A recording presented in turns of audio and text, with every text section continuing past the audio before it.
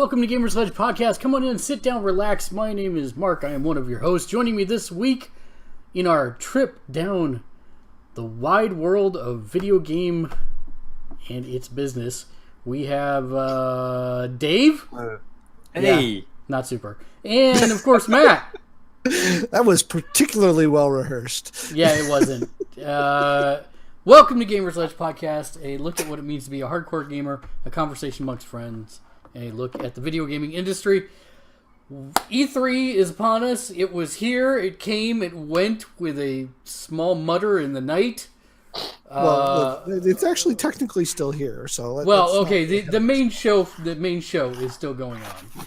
Yes. But the rest of the pressers came. Yes. The important parts, the parts that people tune in across the internets to see. Those I burned like 25% of my data cap watching Sony's all-day coverage, so it's not entirely true. Oh, what do I have going on with the video here? That's not right at all. You have a really bright light behind you. Oh, there we go. Nope, now I fixed it. I don't know what was happening there. What, the bright light? No, you didn't fix it. It's still there. No, that's called the sun. I can't really get rid of that one. Not much to do there. It did it. Oh, never mind. It's like 10 p.m. What's the sun still doing? It is not 10 p.m. here. Sorry. It is 10 p.m. It's just you don't recognize it as such.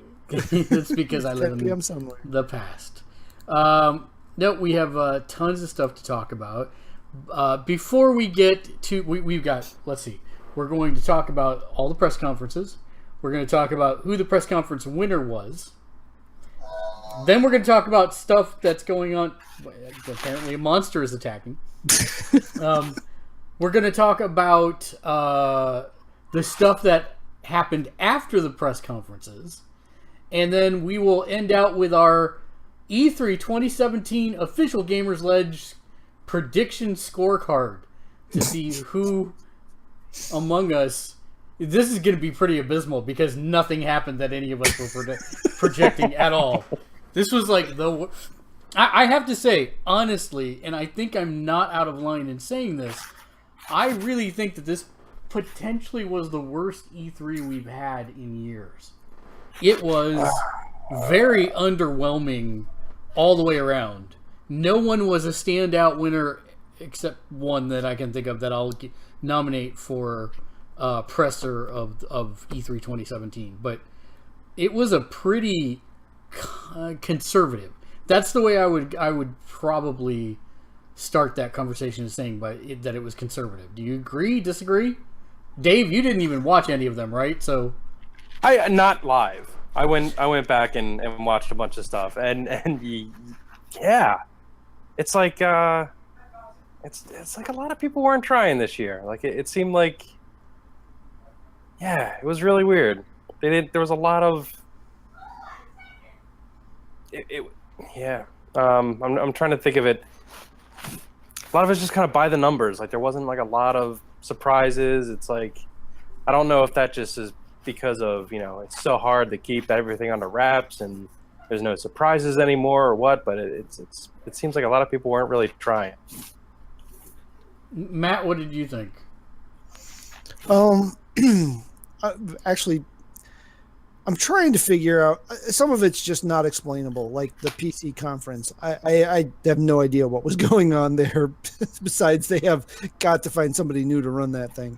But like Sony's conference, I look at that one and I can only imagine that was designed directly as feedback to the vocal segments of our community that said, don't, just show us games. All we want to see is games. Just show us games. And don't show us anything that's not coming out in more than 12 months. We don't want to see anything that's any further out than 12 months.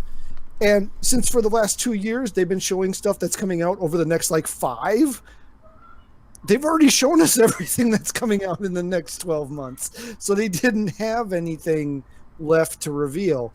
Or they're saving it for PSX. That's my other thought on the Sony one.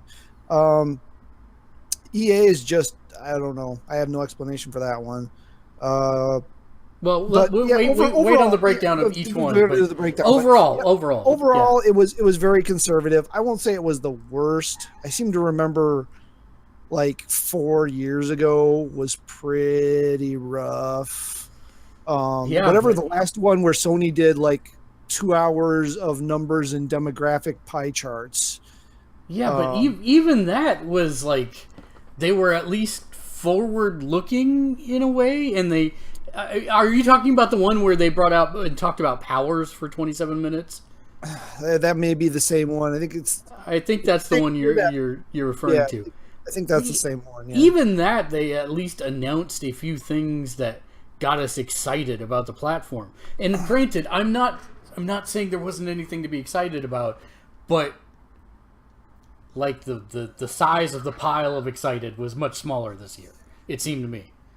It was definitely, there was not as much new stuff revealed at E3 with the exception of 1 or 1.5 conferences. It was a lot of stuff we already knew, claiming exclusives that aren't. It was, like you said, it was very conservative. I think a lot of that was based on community reaction. Whether that's the majority of the community or not, I can't say. I don't know, but I think there was definitely an attempt to react to community feedback of the last couple of years, and I think they just overshot. The pendulum swung too far that way. Well, before we jump any further into this discussion, it has been a busy week. I know that I was actually very sad that I did not take Tuesday just to like sleep straight because the press conferences are kind of grueling at times. But let's go around the room and talk about what we have played, what we haven't, or what we've been watching, what we've been playing. And then we'll take that from there and move into the E3 discussion. So, Matt, let's start with you. Okay. I've watched more recently than I've played, so I'll hit that list first. Dark Matter Season 3 just started up. So that started up. That's didn't really miss a beat there. Kept right on going. If you like Dark Matter Season 1 and 2, you'll like what they've done with Season 3 so far, I think. The second half of Shadowhunters season has started back up. I like watching that one with Mitchell because he's read the books. So to listen to him go, what? What's they did? What? is entertaining to me. Plus, I get to kind of learn stuff from the source material without actually having to take the time to read 8 books worth of source material. Let's see, what else? I think they lost me at book 6 or 7. Yeah, there may not actually be 8. That was a guess. It's somewhere between 6 and 8 for the original part of the series. Let's see, what else? Shoot, I had another one in my head and it just disappeared. Doctor Who. Yeah. Doctor Who. Dave, are you caught up on Doctor Who? Or are you? So yeah, it's there was a couple of episodes in there that were not quite up to the rest of the season standard. One in particular fell really, really, really flat. But overall, it's a heck of a send-off season. I think I'm really intrigued to see where they're going with how they're going to end it. I know Orphan Black started up. That's a show I never got into. It's its final season of Orphan Black. Is it the final season? Yep, final season. Yeah, because the final ride, as they're calling it. But yeah. I actually did manage to fall down that rabbit hole for a while. I think we made it 3 seasons in, if I'm not mistaken. I think this is 5, isn't it? I think. Yeah, that sounds right. So it's a very interesting show. I'm not saying I loved it, but it's interesting. My wife thought it was interesting, and the main actress that they hired should get 5 paychecks. That's okay. Yeah, she's playing so many different characters. I'm just saying, she should get 5 paychecks. Yeah. And then in the playing realm, I think. What is going on back there? They're playing Smash Brothers out in the living room, and it's a very enthusiastic affair whenever the Smash Brothers gets broken out, shall we say.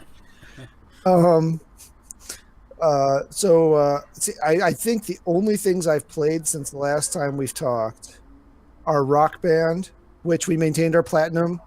So we got the platinum shirt. With no help, extra Thanks help for from me. you. You Yeah, you got help exactly. from me. You just didn't get the extra help. Sorry, Yeah, I well, you could didn't not didn't find. get this week's help.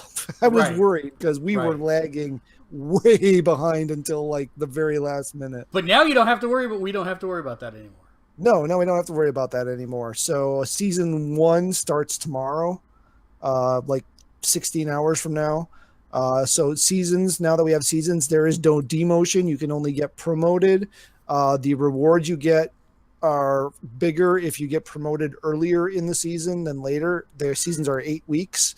Whatever you're at for the end of the season, you get your reward for getting to that level by the end of the season, and then everybody's reset back to bronze, and you start all over again. But it's still the weekly themes like it was before. So the content that you're playing for the rivals will rotate every week. And they've already got the new UI up. There's no red on the bar anymore. So it's already, the new UI is up. Everything's good to go. The shirts, they didn't say this, but it did unlock the shirt for the tier you were at and all the lower ones. So we have the bronze, silver, gold, and platinum shirts. Didn't, the up or 2 ranges. There were only 11 people in 11 teams in Bloodstone, and like 20 in whatever the one in between Platinum and Bloodstone is. So not very many people got those shirts at all. Those are pretty rare. So if you see somebody wearing one of those, they put in their time. And then what's it called? Spy Chameleon was one of the free plus games for this month. Mm-hmm. My daughter apparently knows a game that's exactly like it on mobile. It's not the same literal game, but you play with a mouse instead of a chameleon. But yeah, I just finished the first set of missions on that and worked into the second one. It's one of those where I've got half an hour to do something and I don't want to start a show and I don't want to read anything, and okay, I'll throw this in and I can play a couple of rounds of this, make the star, the goals, and then shut it down and move on. And then still playing Adventure Capitalist. I'm going to get all those trophies. For the love of God, I am going to get all those trophies. There's no platinum involved here. This is just a pride thing at this point. It's going to take me the rest of the PlayStation 4's life to finish this stupid thing, but I'm going to do it without paying any money. 4? What? The police station 4? I swear you said police station. Police station? Yeah. Oh, well, I said PlayStation, kind of funny. Yeah. Oh, right. Dave wants to talk now. I muted him because he was chomping in the thing, so you can't hear him. All right, try now, Dave.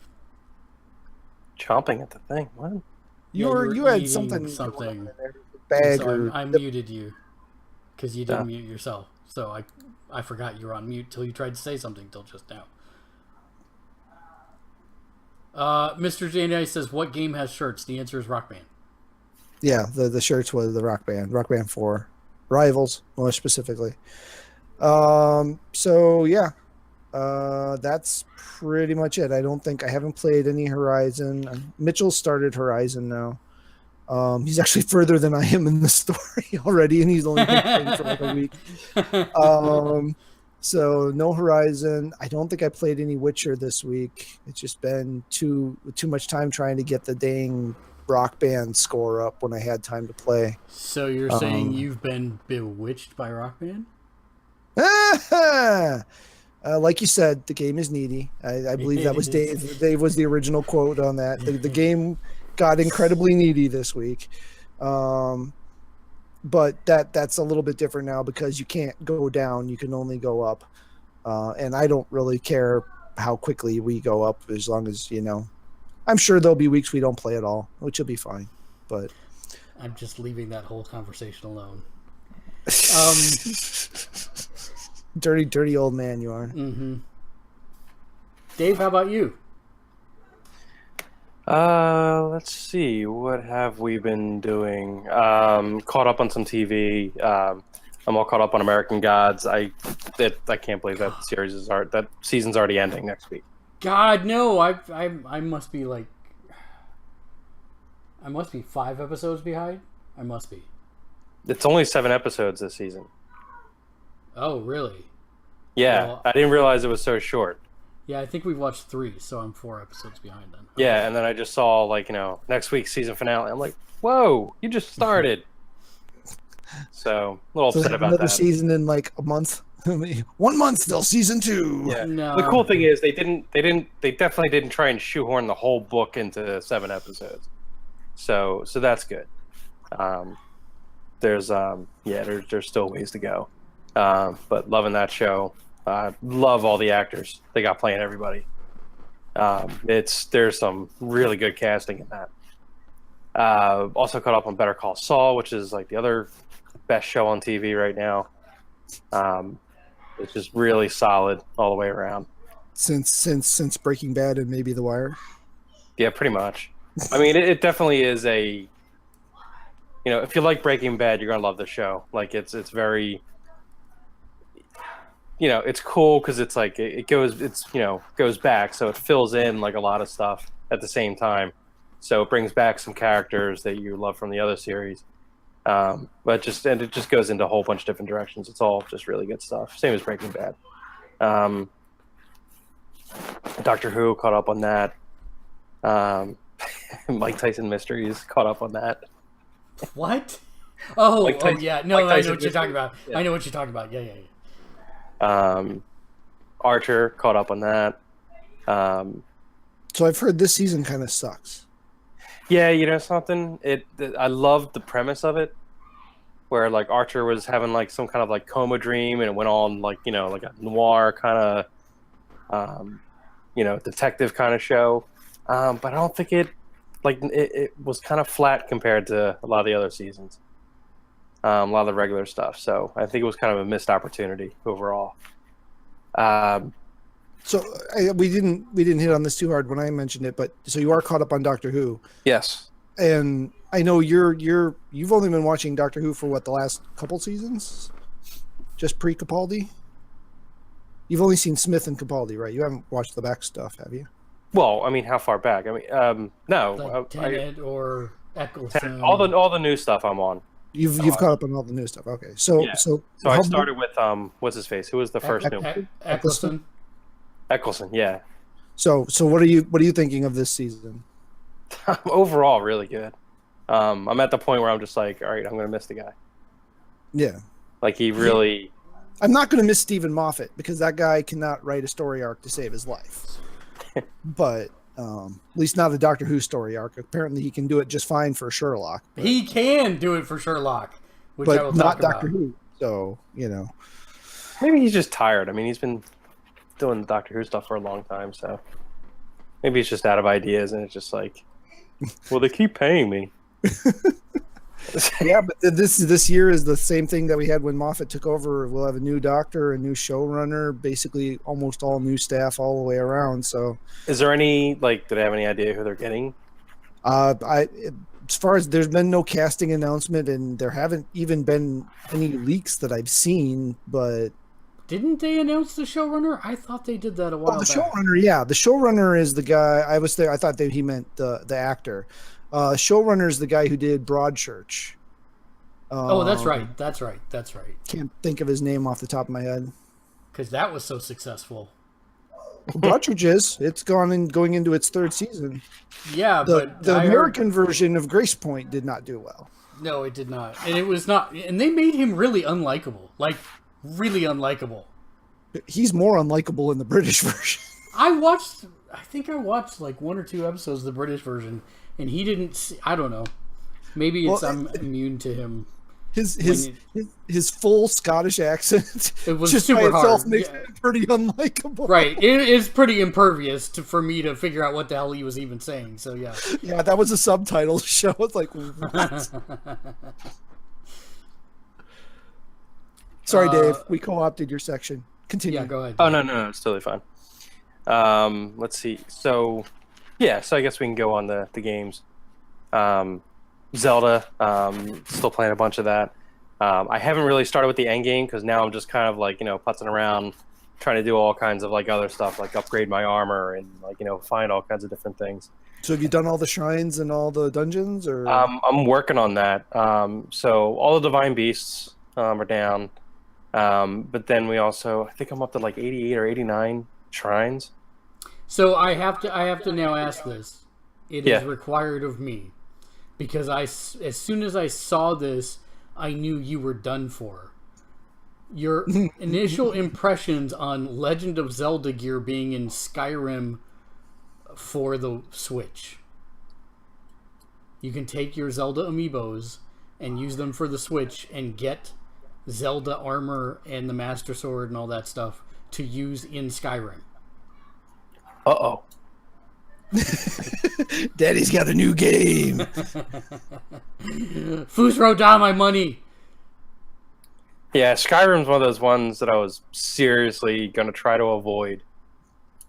Now that you can get the Master Sword, a Hylian shield, and the green tunic, you're done. Yeah, it even like puts it in the chest on the ground with the you know the that could be a problem. Yeah. So has anybody figured out what any of the DLC? One of them's coming out at the end of in 15 days. Does any of us have any idea what either of these things are doing yet? Because I watched those sections and I still don't know what either of them does except gives you some gear. And I know it does more than that. The Champions one has like a new story section where I think you can get the champions to help you, from what he was saying. If I understood that correctly. That doesn't make a lot of sense, though. So I'm guessing it's got to be in new areas, like you going to the champions' homelands or something. I don't know. Well, Dave, you know what's going on with the champions. I know what's going on with the champions because I've seen the kid. I don't, because I don't freaking have a Switch, and I'm never going to get one at this point because reasons, Nintendo. Which leads me to believe this has to be... How do I say this without spoiling? Different temporally. Yeah, maybe it's like The champions are alive. This has to be 100 years ago, right? Wow, you went there. Yeah. But I just figure it's probably like just some like side story kind of stuff. I think the next one has like all the first DLC that's coming out.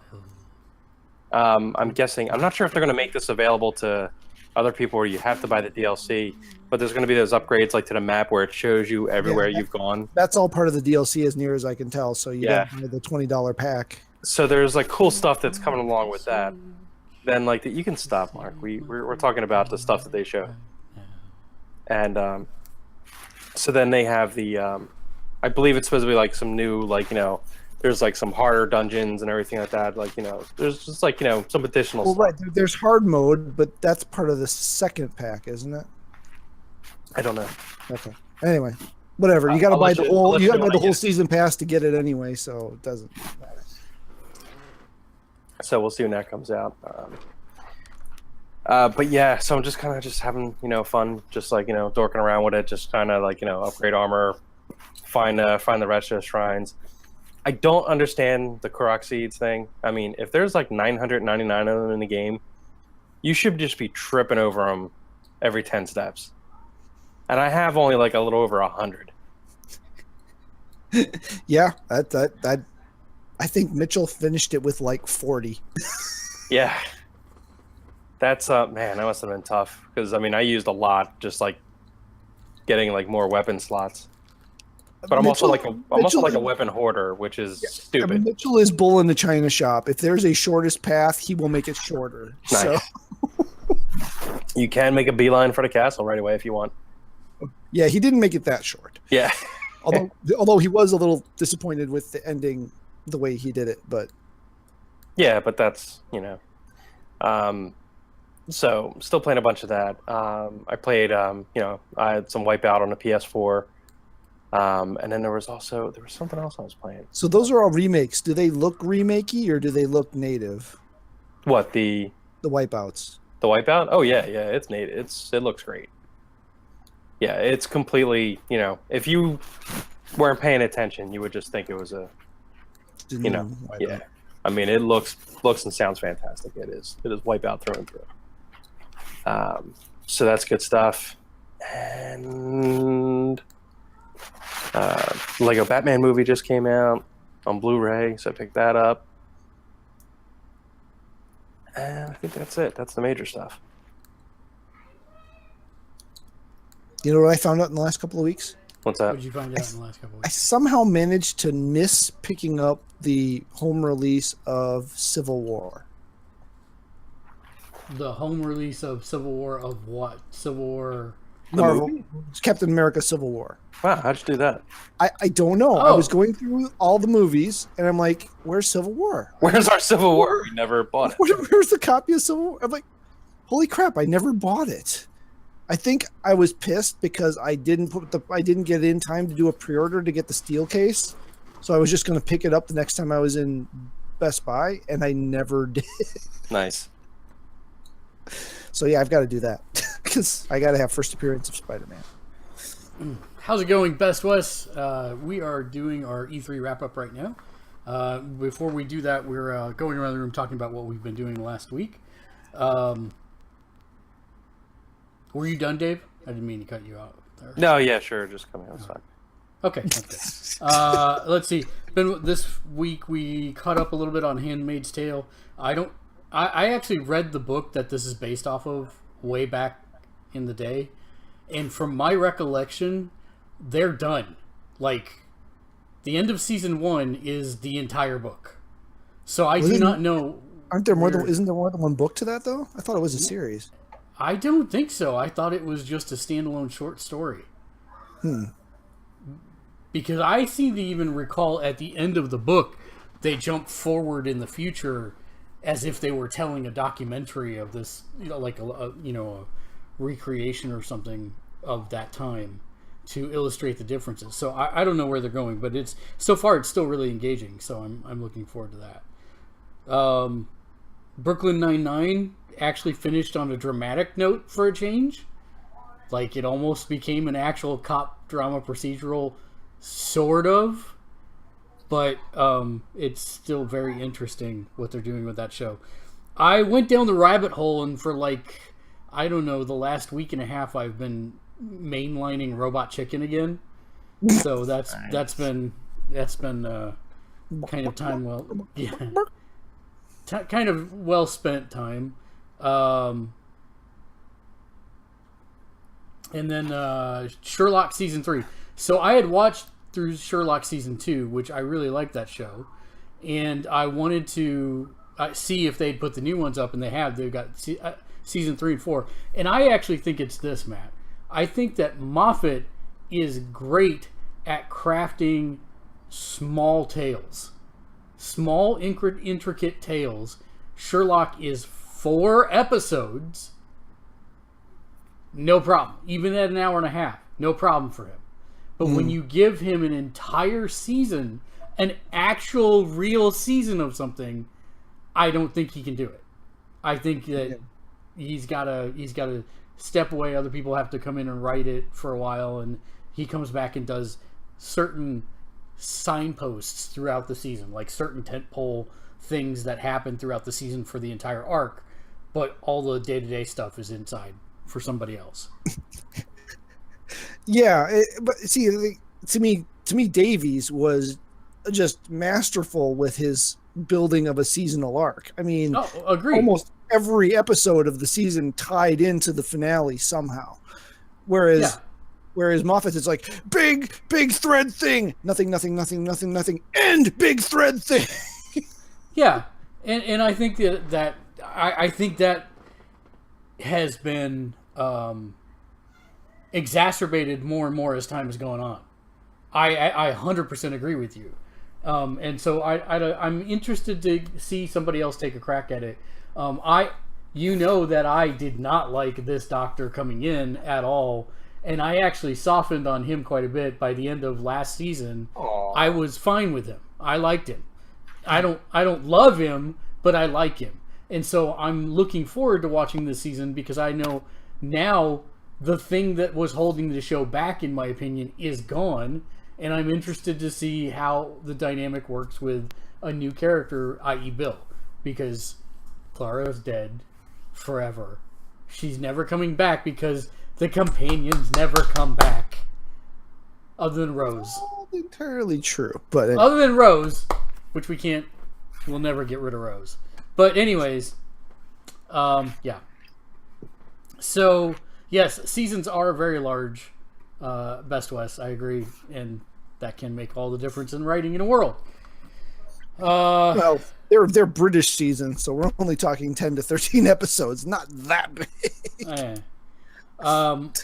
Let's see. Well, we're catching up on Flash now that it's finally on Netflix. I've made it to the crossover episodes, this is going to be weird because we haven't caught up on any of the other ones yet. So we haven't caught up on Supergirl and we haven't caught up on Legends of Tomorrow. I don't normally watch Arrow anyways because I don't like Arrow Man as Batman.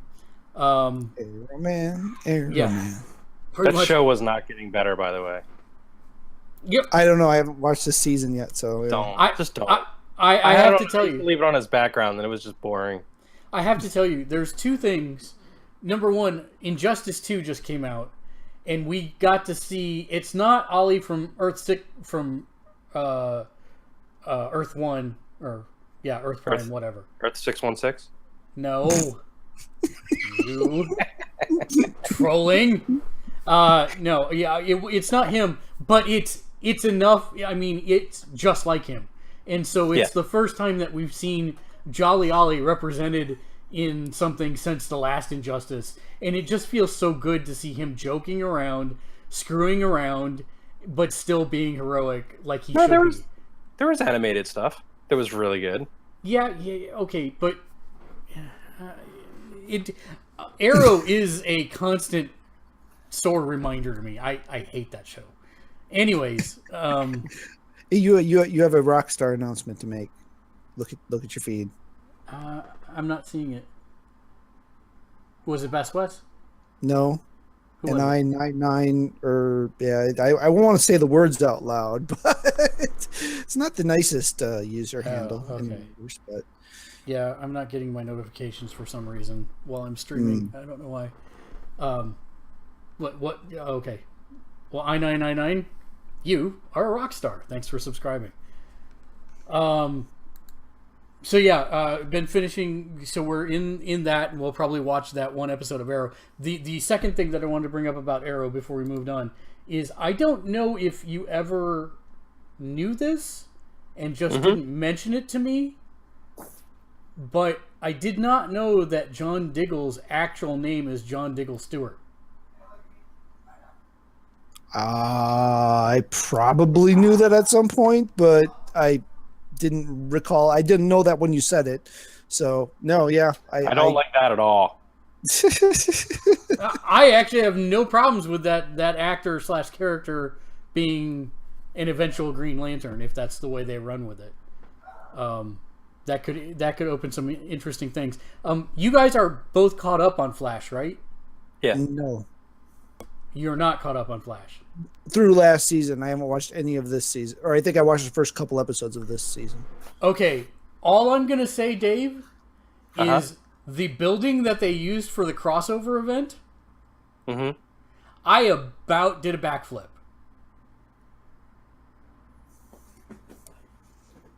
You're gonna have to refresh my memory on that. I'll tell you later. You should go back. It's very identifiable. Let's just put it that way. Oh, he took his headsets off. It's the freaking Hall of Justice, dude. Oh yeah. Okay, you're good. You're good. Sorry. I squeed a little in my pants. That's all. Yeah, that was a fun little touch. Yeah, that was super fun. Because my wife was so confused. She's like, "Why are you squeeing?" And I'm like, too long to explain. I'll explain it on a commercial break. Why do you keep saying meanwhile? Yes, exactly. Oh dear. But yeah, I'll be watching that one crossover episode of Arrow tonight, and then we'll watch the other ones, I guess. even though we're not anywhere caught up on those yet, and we'll just watch them out of order. Why not? It's crossover event, and then finish out Flash. Playing stuff. Marvel Heroes, we've got a new quick start player's guide up on the site. Just head over to Gamersledge.com. It's one of the first things that pop up on the page. Make sure you check that out if you're thinking about playing Marvel Heroes on either the PS4 or the Xbox One. Xbox Ones will launch on the 30th, I believe, of this month. It is free to play. You can spend money, and you can spend a lot of money. So we've put together a guide of probably the wisest ways to spend your money, the best characters we'd recommend that you start playing with, simply because there's a lot to choose from, and it's brand new to consoles and different from the PC version. So I am pretty far into that game, a lot of it. And then... Mr. J Nice wants to know, are you guys checking out Blood Drive tonight on Sci-Fi? Which I have to say that the stuff looks kind of good. I don't do Grindhouse stuff normally, so I probably won't. Just like I don't watch Sorknado, which isn't Grindhouse, but it's about the same quality. Hey, Matt, can you either lean forward or push your camera down? Oh, man. Well, if you lean forward, then no problem. Thanks. Perfect. Because you were doing the whole Wilson thing? Yeah, pretty much.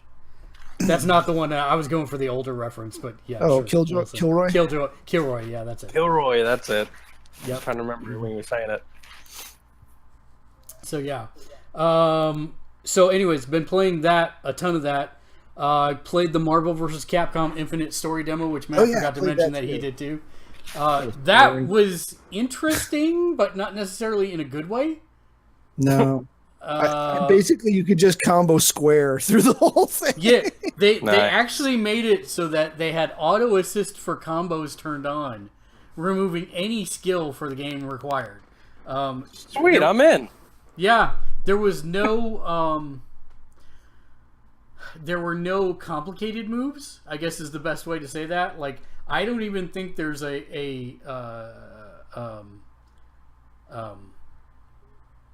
my god, my brain has... I'm having a stroke. Ryu and Ken's upward punch. Dragon Punch? Dragon Punch, yeah. Sure. Shoryuken, thank you. Oh, man. So yeah, there wasn't even a movement like that. It was only fireballs. And then you could just press 2 buttons to initiate a super move. So it was pretty easy. Every character looks like they've... Let's just say it how it is. Every character looks like John Cena. Even Mega Man looks like John Cena. Which is, if you like Wall of Beef with no neck, then sure, this game's definitely for you. Yeah, it's Resident Evil 5 Chris for sure. Dude, that guy. It's wow. Also Resident Evil 5 Captain America. My God, I don't understand how he turns his head. Literally. I think that's a reference back to Liefeld duo. Yeah, Liefeld's from Heroes Reborn. It's basically that Captain America. Well, no, the rest of them are proportionately correct. So maybe they just had Liefeld do all the chests, so that they're like a slab of beef. I don't know. Is a little weird, but okay, sure. Even Captain Marvel, Captain Marvel was not defined. Captain Marvel was frickin' ripped. Like, I was afraid to look at her before she powered up. And when she powered up, she got all, like, butch and like, mohawky and cosmic power. And I'm like, whoa, okay. I'm gonna put the quinoa down. All right, or quinoa down. Let's see. So... that was interesting. I don't see good success for that game. I'm sorry. I think that's unless the verses in the tournament scene can explode for it. If that's a lot better than what we saw for story mode. It seems slow. That's the best way I can say it. It seems very slow, which makes me think that And everybody will just play Rocket because all you have to do is punch people in the knees until they die. Pretty much. And I will say, as a demo showcasing the various fighters in the story is paper thin. And then the script is horrend. The script is horrible. And then, like, they give you, I think, 8 fighting sequences, and it's teams of characters, so 2 characters that you can swap in or out. And I believe 4 times that you control a character, Thor is a playable character. So that tells me that the roster is like super thin. And of course, you didn't get to control Thanos or Ultron or anyone good. I did like hearing Cap shield charge, stars and gutters, thumbs up, soldier. That was good. That was a throwback for me, but that was about it. Yeah, I just want to break out the old games now. Yeah. I've been playing a lot of Clash Royale, but the other new game that I picked up this week that has its hooks into me really, really badly is PlayerUnknown's Battlegrounds. And this is when it makes me wish that you guys played online games and had PCs. This is the 100% antithesis of both of you. It is an online, multiplayer-only PvP game, which I don't even normally like. But this game is so much ridiculous fun. The premise of it is that you are there's 100 people in the game. You're all in an airplane that is traveling over a ginormous map, and you get to sounds choose. Like math is involved. No math whatsoever. Okay. You get to choose where over the map you jump out. Everyone starts with nothing. And wherever you land, it's usually you're aiming for a house or a compound or something. You have to find armor, weapons, gear, and survivability stuff. Once you have that, the map at certain frequencies begins to restrict. So it'll say, you must be in this play area of the map, and it gives you a circle on the map. And if you're not in that, you have I want to say at the beginning you have 5 minutes to get to the circle. And after those 5 minutes, there is another circle that's bigger that starts shrinking towards the one it gives you. It's like a blue force field kind of wall. And if you get caught on the other side of it, you're continually taking damage until you die or make it to the white circle. And so the play area keeps getting smaller and smaller till at the end of the game, there's only one person left standing. So it's a battle royale type of thing. And I will say that I have actually gotten really good at it really quickly because, as Matt knows, I am a camping biatch. And I will find stuff and then go find I'll run to the circle wherever I think the very center of the circle is going to be and then just camp. And so I've made it to number 7 and number 5, but I have yet to win the game. When you win the game, you literally get a chicken dinner. It says winner, winner, chicken dinner when you win the game. So nice. There's a whole nomenclature where people are like, let's go collect dinners and do this and that on the boards and forums and stuff. It's kind of funny. So anyways, the game is beautiful. It's still in alpha, or still in early access, if you will.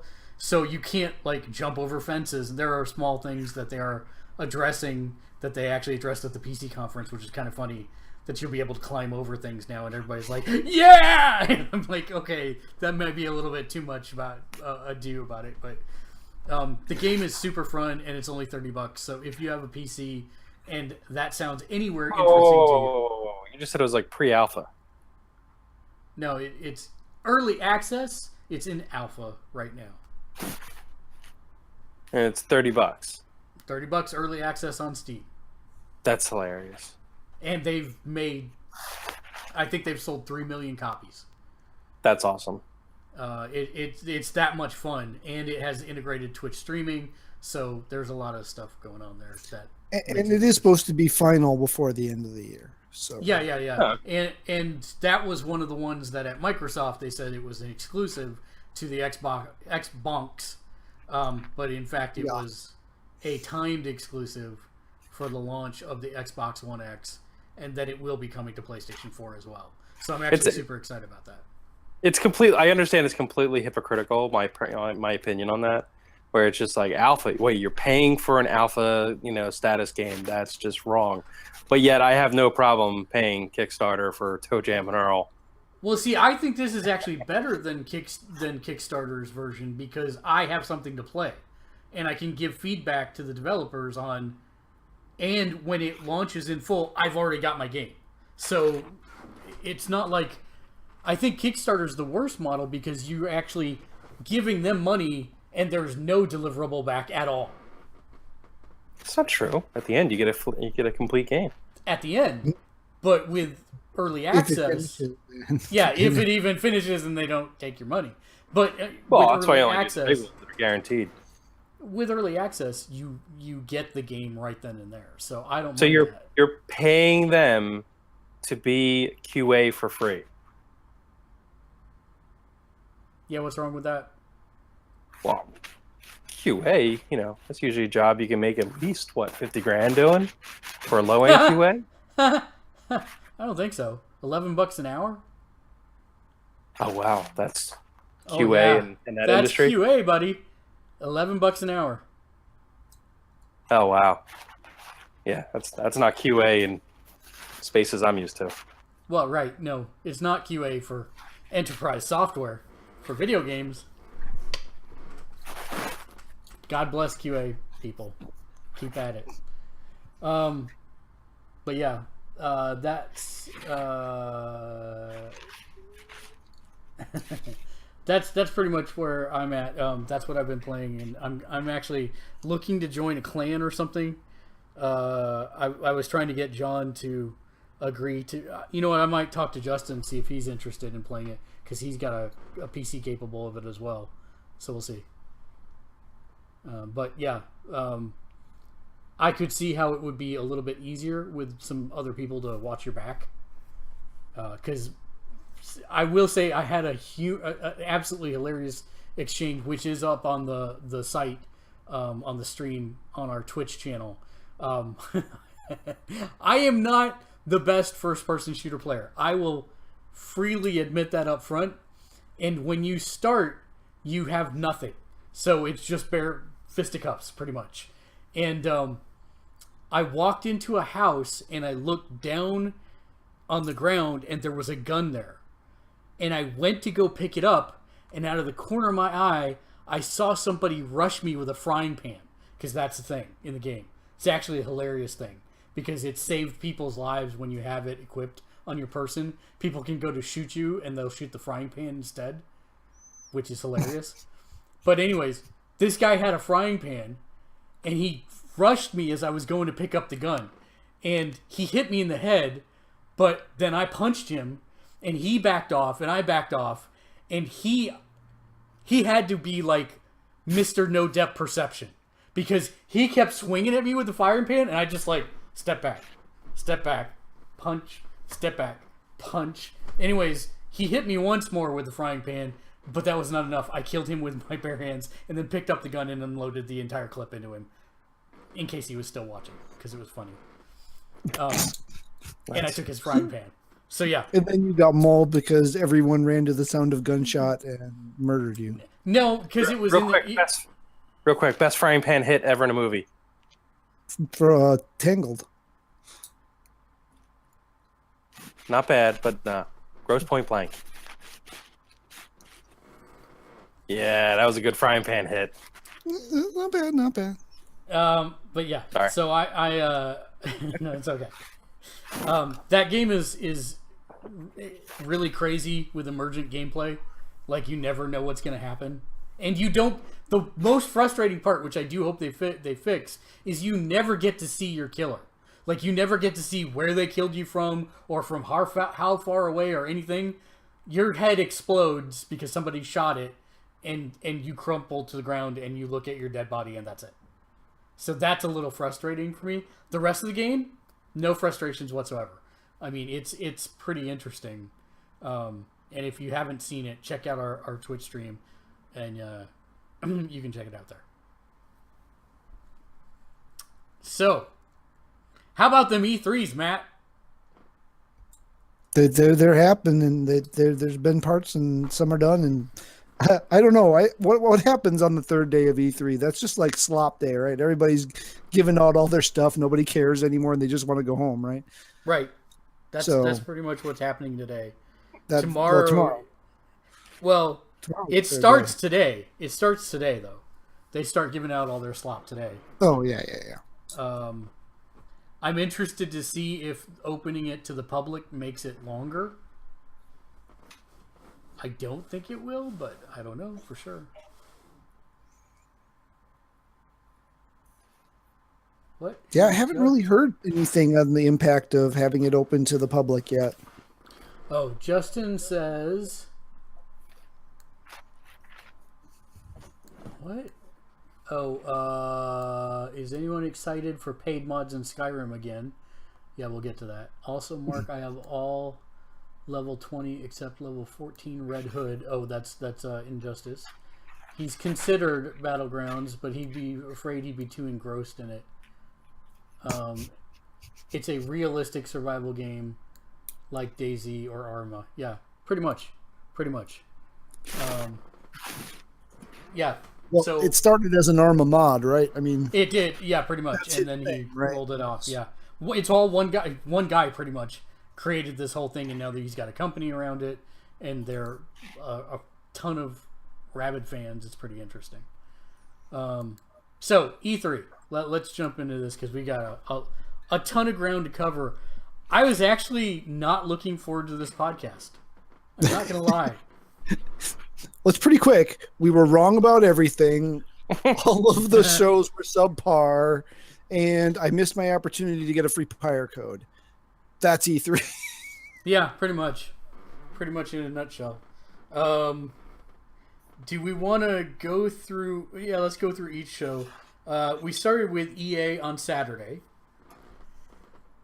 EA showed us Madden Story Mode, FIFA 18, A Way Out, which was one of the surprises announcements of the show that actually looked fairly interesting. It is, again, something that neither of you will ever play, probably. It is a mandatory co-op game. Does not have to be online. It can be local, but it's about two guys escaping from a prison. And the story looks like it is told interestingly in kind of vignettes that happen simultaneously. One guy sees this and is dealing with this, while another guy sees this and is dealing with this. And so somebody watching as a neutral party might be able to watch the whole story, but each person is only going to get to see one half of the story as they go for the majority of it, which is kind of interesting. Anthem, which... Matt, I hope you find a way to change your mind about this one, because I think this one's going to be hella fun. Anthem is EA's Destiny, but with mechs, and it looks really good. Dave, I know you just rolled your eyes back into your skull and opened your mouth as if you were Indiana Jones and the Holy Grail dying there for a second. Did you watch the stuff on Anthem? Yeah, but it's just like I won't do it. It's just basically what it boils down to. Like I know me at this point.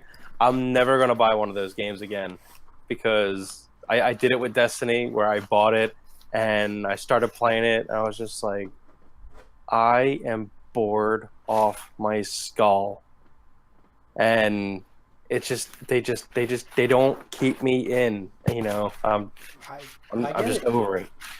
This one looks like it would keep me. Yeah, turn your mic around. You've been rubbing the whole podcast. You're sandpapering. What's going on here? How's that? Better. There you go. There we go. NBA Live 18. They did talk about something they did that I thought was very interesting, and that was charity via in-game challenges. So EA said if, for every time that this in-game challenge is met, will give X amount of money to a charity. I thought that was a pretty clever engagement tool for the communities.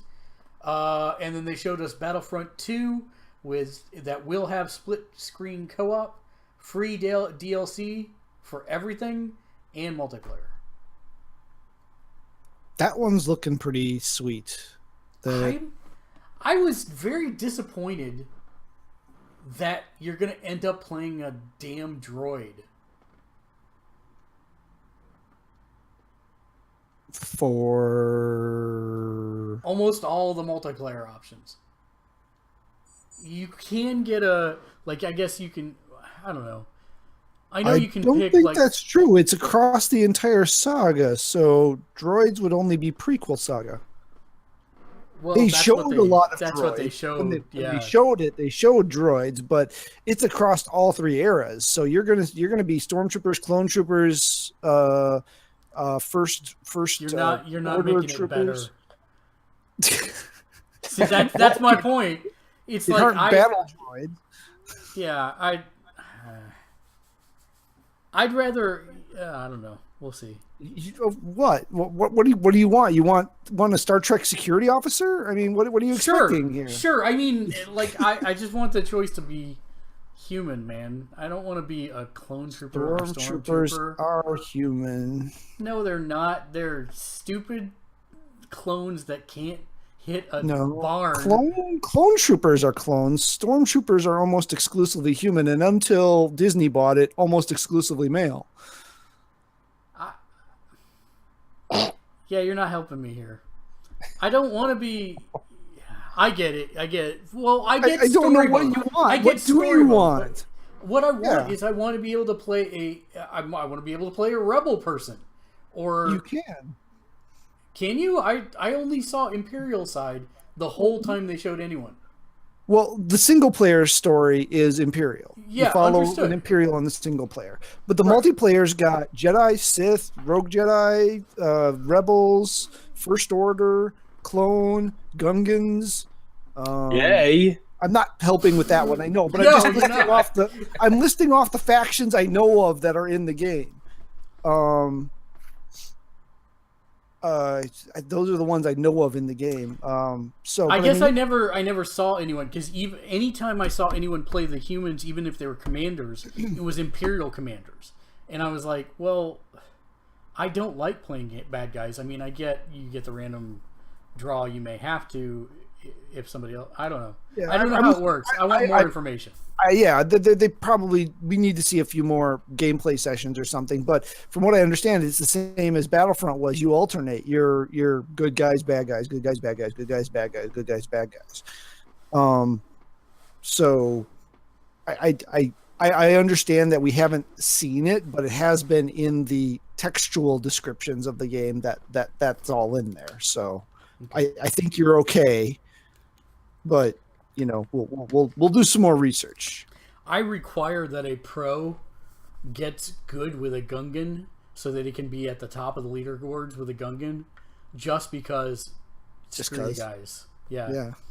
I'm not sure if there's a troll alive that's willing to do that. If I were good enough, I totally would. And even if I played with you, Matt, you'd be on mute the whole time. Yeah, if I'm ever playing with Mark, I will have to play as a Gungan and hit the Misa button all the time. Yeah, I hope to God there is friendly fire. That's all I can say. So yeah, EA did not score well with us at the time that we actually, I was the only one that made it through the entire press conference because it was like 3 hours long. Oh. You say that, they actually did something very interesting. The stage show was only about an hour long. But then what they did is they did 30-minute deep dives into each of the games that they highlighted during the stage show. So from there, we went directly into, I think, wait, why do I not see Need for Speed on this list? Oh yeah, there it is, Need for Speed. Yeah, I skipped over that. Sorry, Need for Speed. Speed. They did 30 minutes on Need for Speed and all the different things that they were bringing to the franchise after listening to player feedback on the last one. Then they did 30 minutes on Madden Story Mode, and they talked with the actors and the producer of the game. Then they did 30 minutes on, I want to say it was FIFA at that point, and then they did another 30 minutes on. Anyways, it ended up being like a total of like 2.5, 3 hours. But it was interesting the way they did it. I gave them points at the time for trying something different. But overall, they were actually, even though it was heavy sports, they were actually a decent showing. I'd say they probably got like a 7 from me at that point. So that was EA. Then we had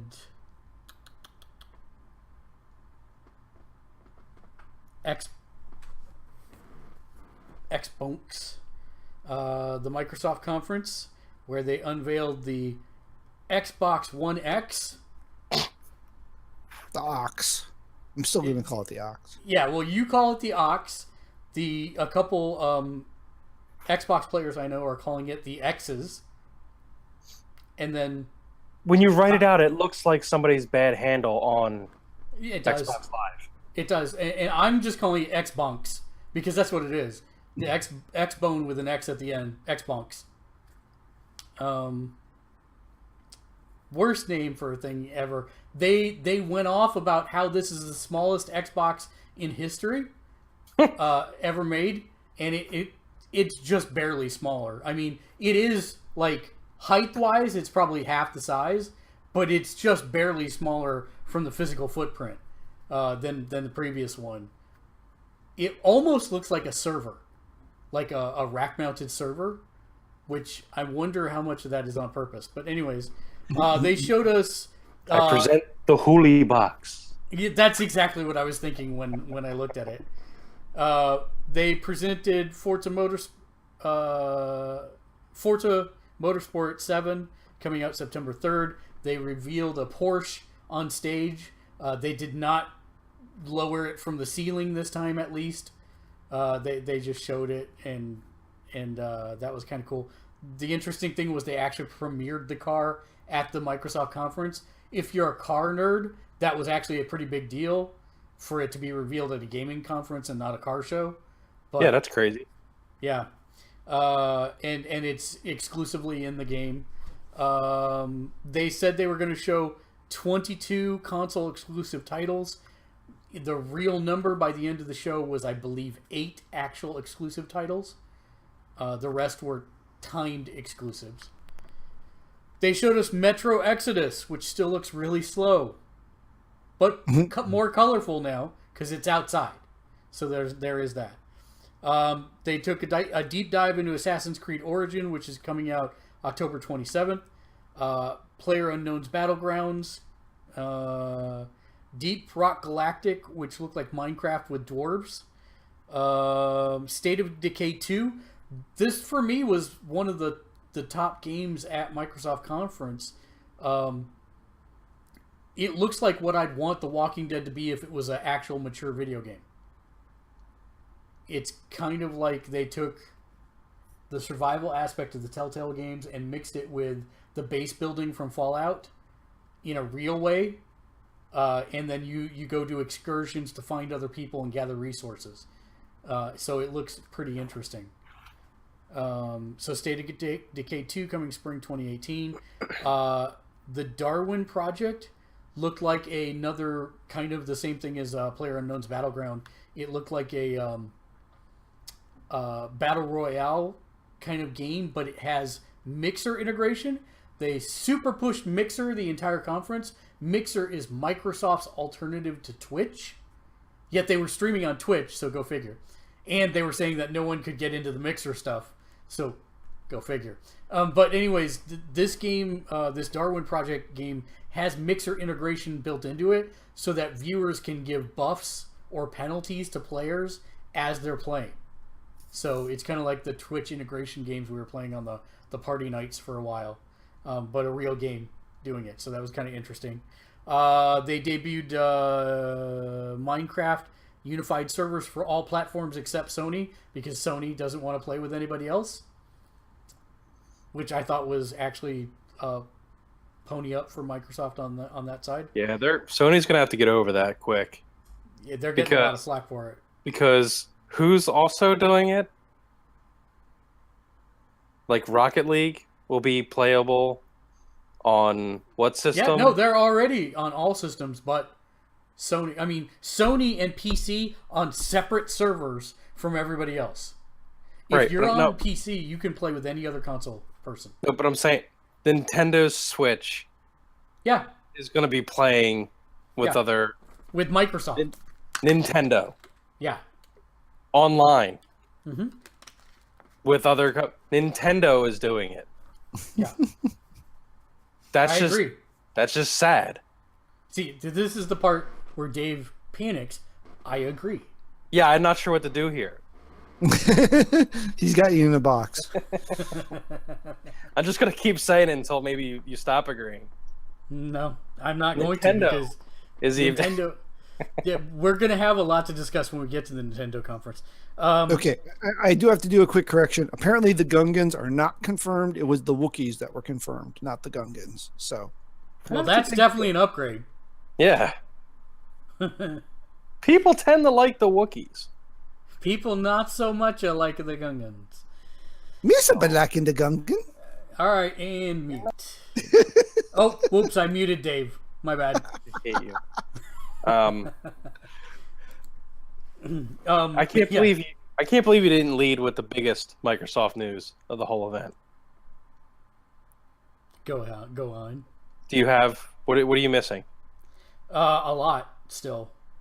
Okay. Dragon Ball Fighter Z, built on the Guilty Gear engine, looks amazing. Oh, that's probably pretty. Black Desert MMO, The Last Night, which was a cyberpunk.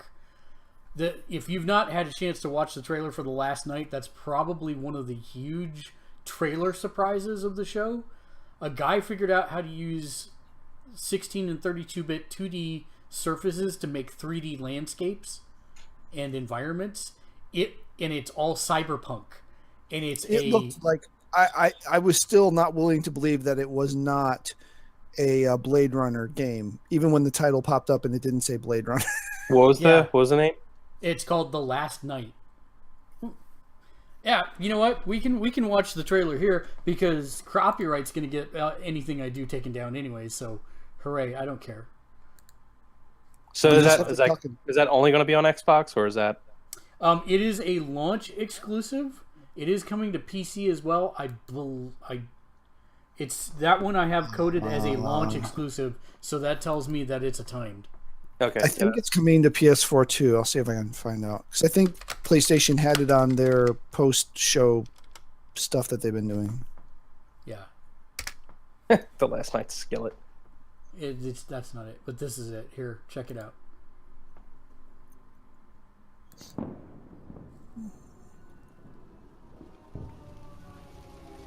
So this is all 2D stuff. Keep that in mind.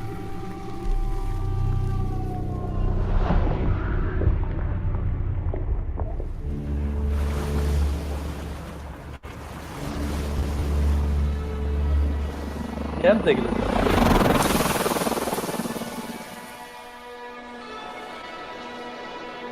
Is this just a story trailer, or is it? Yeah, it's a story trailer. I mean, no, it shows gameplay also. What's the gameplay like?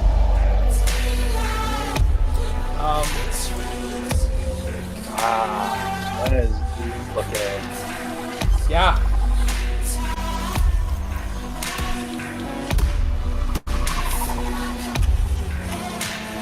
This is kind of like got a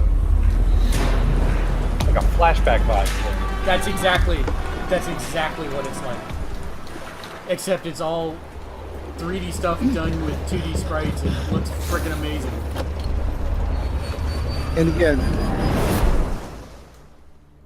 and all you can see there, it is Mac, Windows, and Xbox. It is not coming out to PS4 at this time. I guess the story on this was it was originally created in 6 days in Flash at one of those game development jam things. That always blows my mind when I hear these stories about when people are making games like that. So this is the upgrade to that. Yeah, and I saw him do an interview while at E3, and he basically said that when coming up with the art style, he loved 2D sprites and all the work they did in Flashback and all Out of those this types world. Out of this world, all those types of games. And he said he wanted to keep that aesthetic, but then use current modeling and animation trends to create a melding of the two. And I'm like, success! It looks freaking amazing. So that's something that was one of the highlights, standouts of the show for me. So yeah, the last night, Artful Escape, Code Vein, Sea of Thieves, which Sea of Thieves is coming along. Again, this is one of those games that, if you guys were gonna play it, I'd be much more apt to buy it.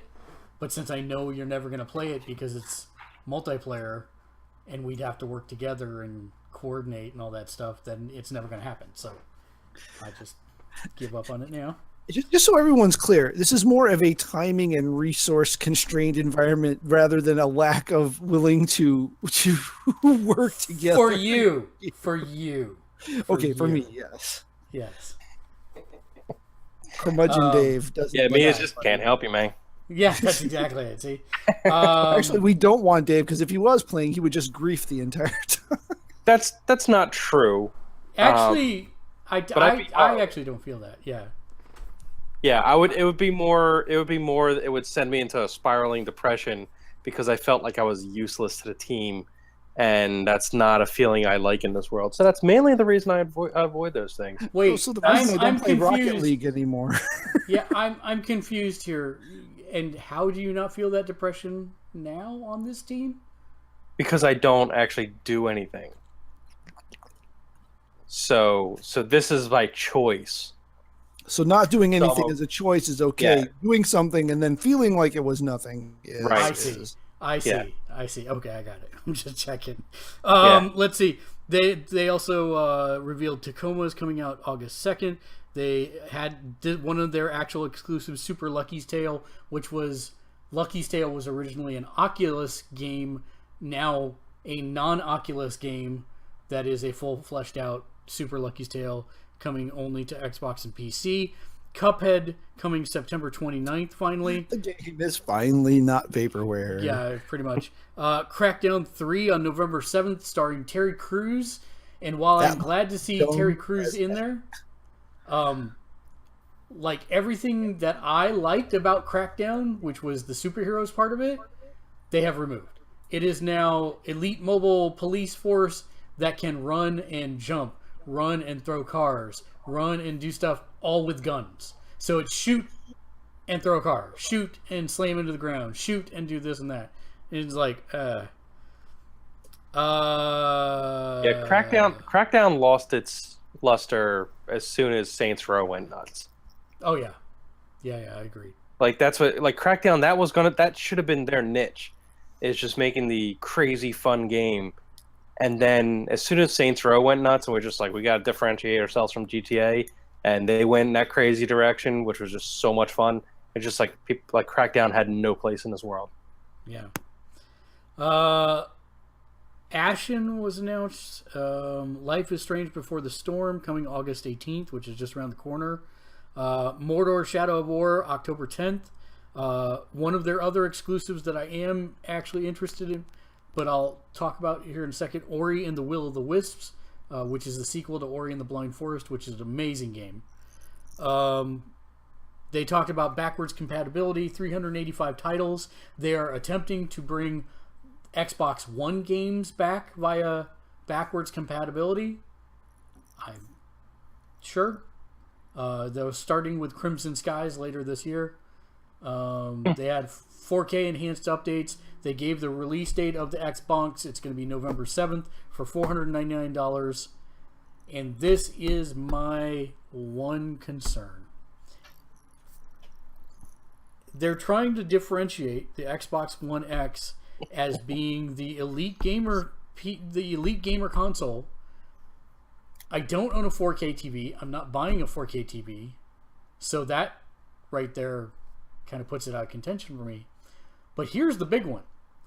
Every one of their exclusive titles is not exclusive to the Xbox One X. It is also coming to Windows 10. Meaning, because I have a PC, I have zero reason to invest in an Xbox One X. There is not a single reason that they gave during the show that I would ever take $500 plus tax of my hard-earned money and put it down for something that I can't get on my PC. And the other side of that is I do not understand if someone is saving up $500, why they wouldn't save up $300 more and get a frickin' PC. That's going to be superior in every way to the Xbox One X. Because they want to play on their 4K TV that they can't still afford do either. that. That's my point. Is if you have money to burn and you've got money to throw around on a 4K TV, and then you want the best gaming experience possible, you're going to do exactly what I did and build a PC and plug it into your damn TV. There is no differentiation. Well, I mean, seriously, there's no differentiation as to why you need to buy an Xbox One X. Seamless Xbox Live connectivity? Already done with Windows. The one thing I didn't catch is the original PlayStation games backward compatibility Xbox? aux only. Oh, you meant Xbox games, right? Yeah, the original Xbox games. You said PlayStation. That's why I was confused. Okay, Yeah, sorry. Yeah. With the original Xbox backwards compatibility aux only, or is it S's and regular ones? I don't think they made that differentiation. And theoretically, hear me out on this, since they said that every single piece of software you own from the Xbox One will work on the Xbox, then I would assume it. I'm grasping at straws here. I assume it works across the Xbox One family, as they said. And really, what it comes down to for me is I don't have any games coming out on Xbox that are enough reason for me to put down money on any version of the Xbox. That said, if I won one, I've thrown my name into a couple of drawings to win one. If I win one, no big deal, whatever, cool. And to be fair, same as the PlayStation 4 Pro, they said, well, even if you only have a 1080, you get these benefits, super sampling, blah, blah, blah, all that stuff. But the entire argument and everything that they made sound like it was a brand new thing that no system had ever done before was the talking points for the Pro. Right. I mean, they tried to play this like old systems, just new. And Matt fell off the internet again. He gets so worked up, he falls off the internet.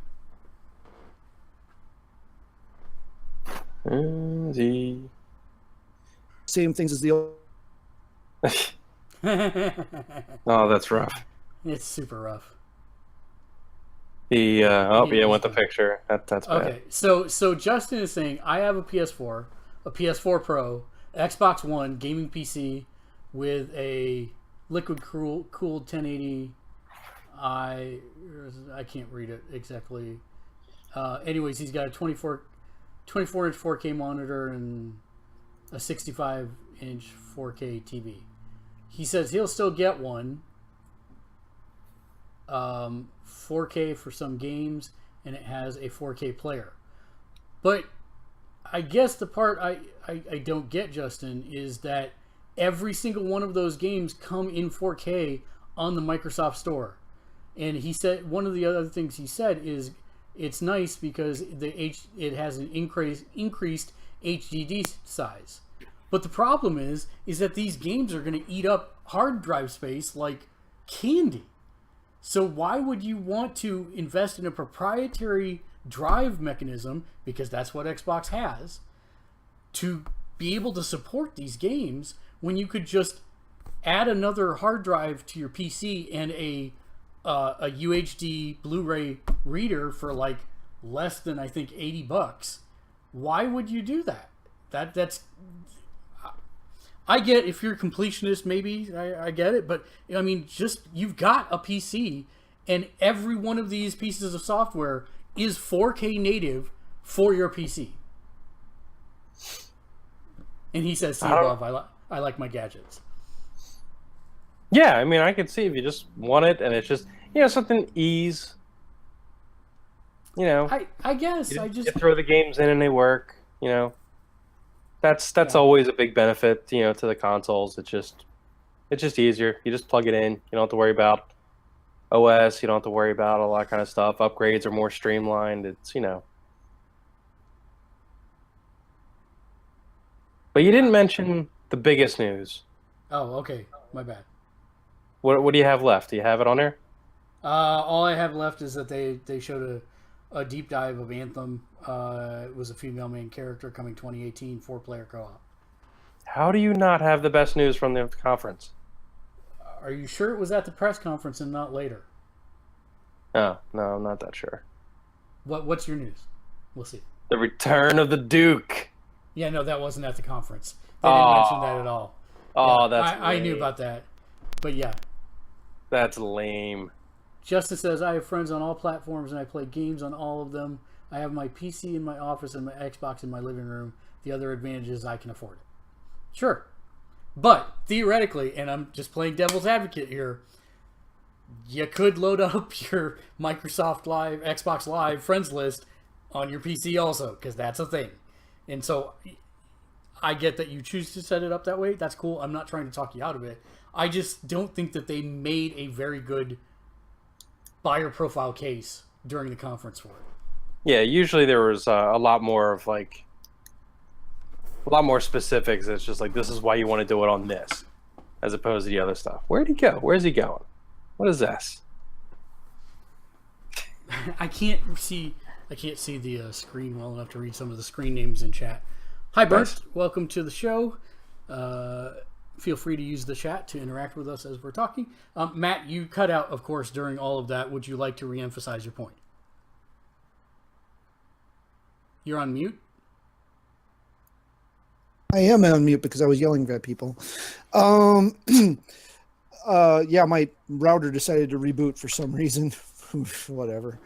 My point was, as someone who's invested in the PlayStation family of systems, the arguments that they gave for the aux were exactly the same that Sony gave for the Pro. So if I was going to upgrade to one or the other, why would I not upgrade to a Pro? I guess what you're saying, they didn't make any argument for you to switch families. It's just, no.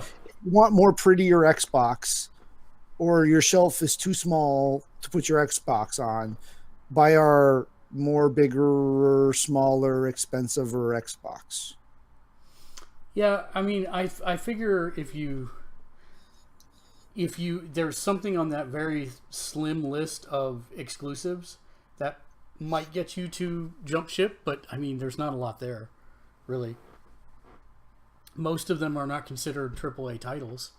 And I'm not saying that that's a bad thing. I personally, a couple of those, like Ori and the Will of the Wisps or Cuphead, I am super excited about.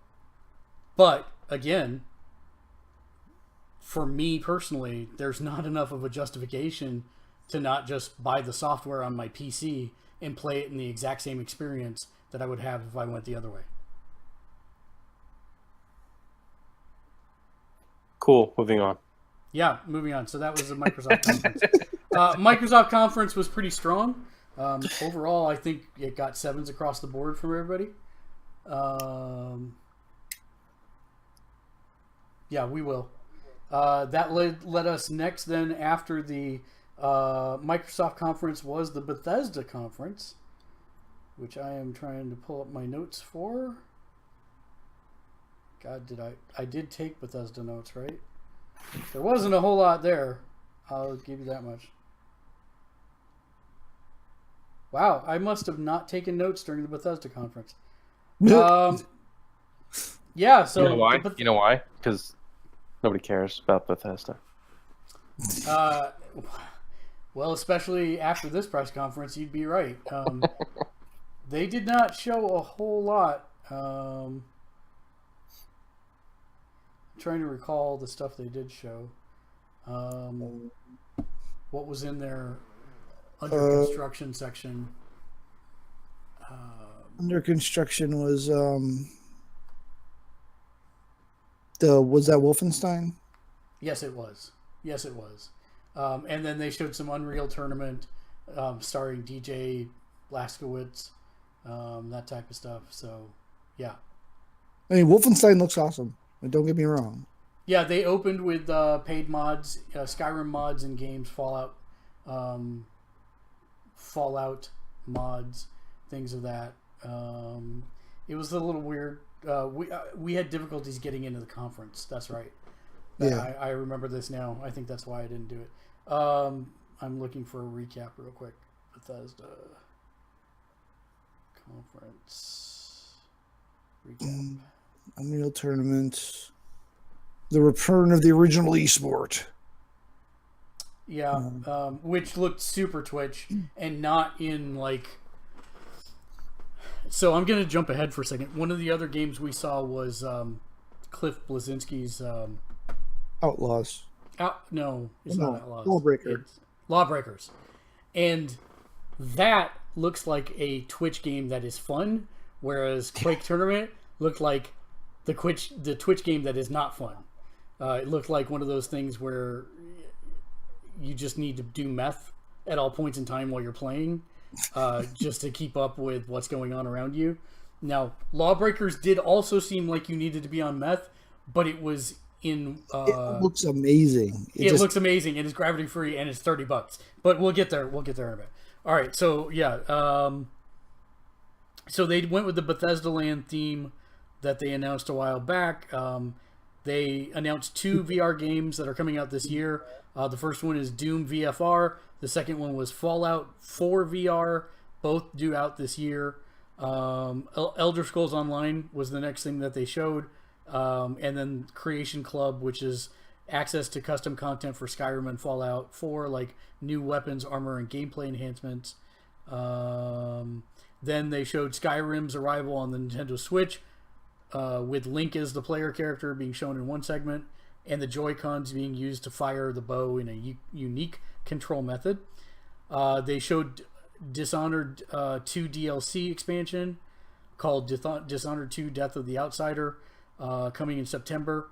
Quake Champions after that, August 26th, will be a tournament. It's available now in beta. And then, Evil Within 2. Oh, yeah. They Which showed made no sense, but looked awesome. Yeah, but also showed like zero gameplay. It was all cutscenes. So, Sure. But that's coming out on October 13th. And then, last but not least, was the new Wolfenstein, which did look amazing. And it's coming out. It's Wolfenstein 2, the new Colossus, be coming out October 27th of this year.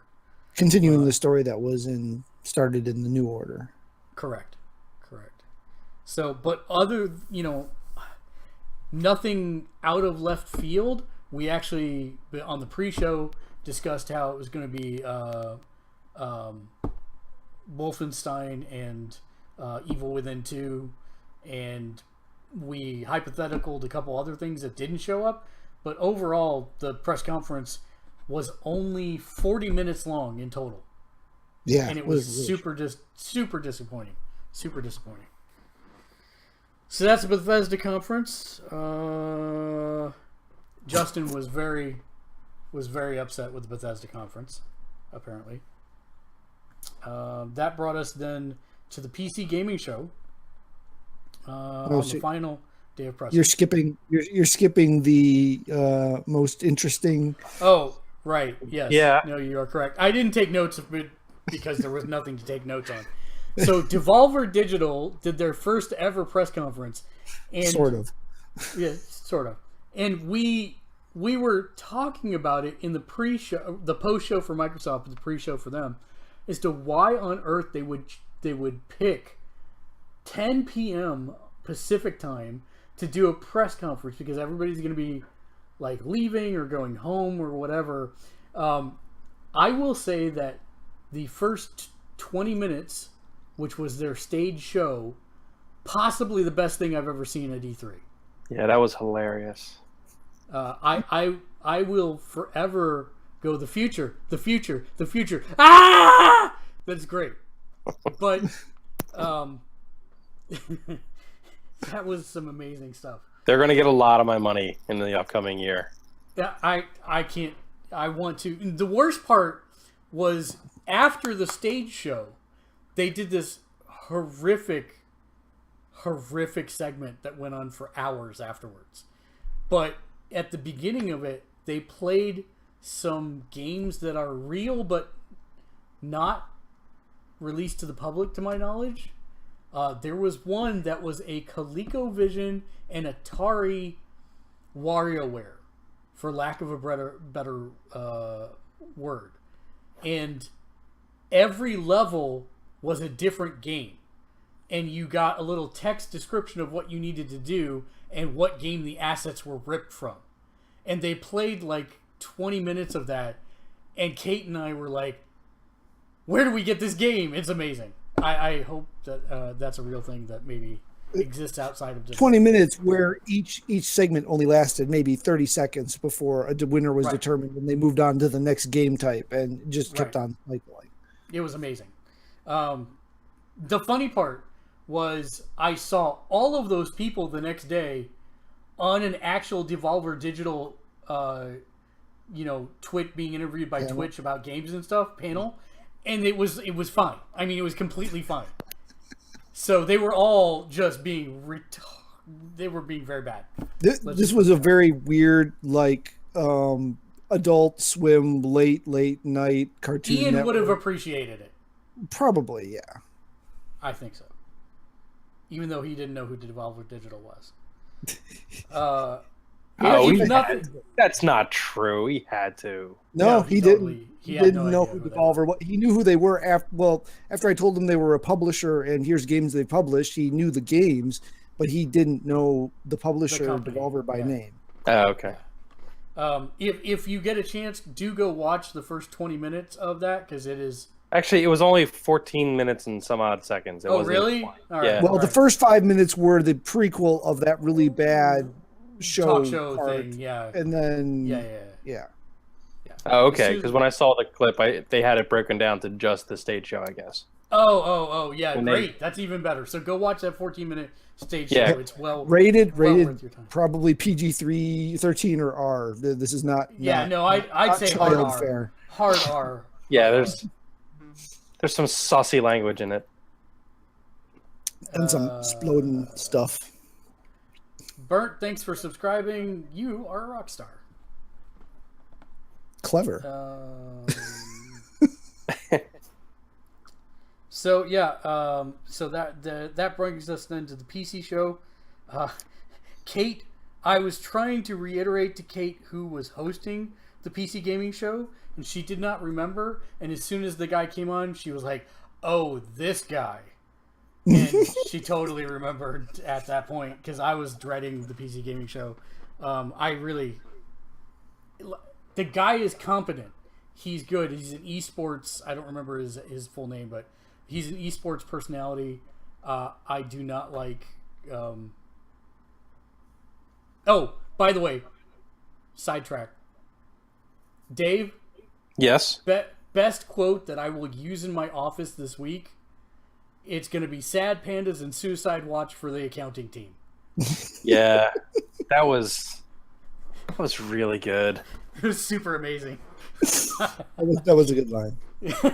They had a lot of good lines in that thing.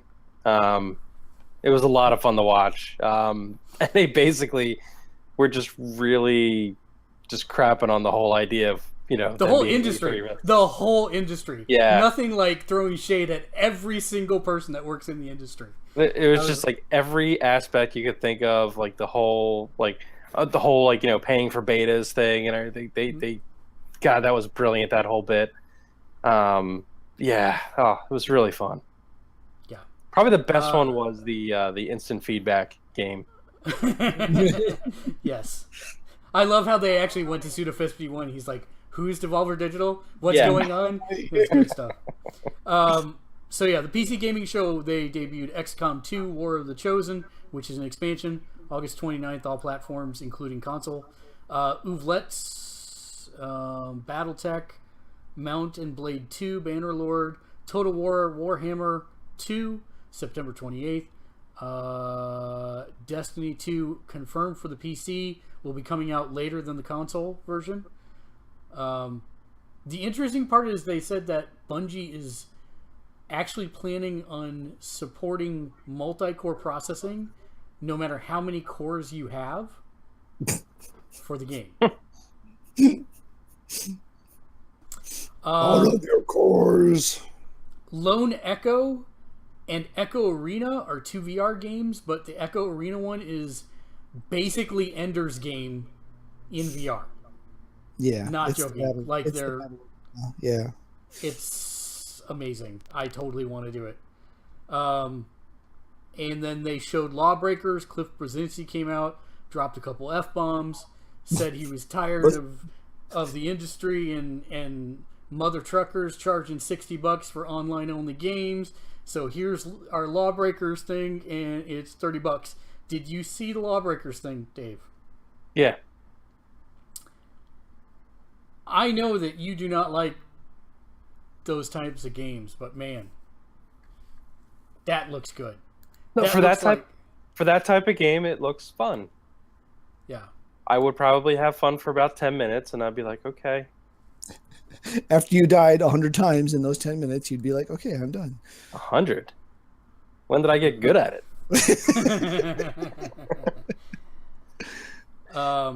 So overall, solid. They did do VR. They did not talk about VR as much as I thought they were going to. Intel did do a hardware pre-show, which I did not get to see. So I'm sure they had the backpack computers in there at some point. Backpack. That brought us then to Ubisoft, where we got no Aisha Tyler this year. And I joked it's going to be 2 hours of Yves Guillermo, and it was 2 hours of Yves Guillermo. That's awesome. It was pretty awesome. They opened the show with the game we all knew was coming because there were enough rumors about it.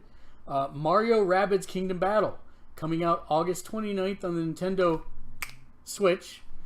But what I was surprised about is it looks like a really damn good game. It's a strategy RPG. That was nothing I was expecting. I am so on board with that. I am really, really surprised that Miyamoto gave the okay for Mario to use a gun.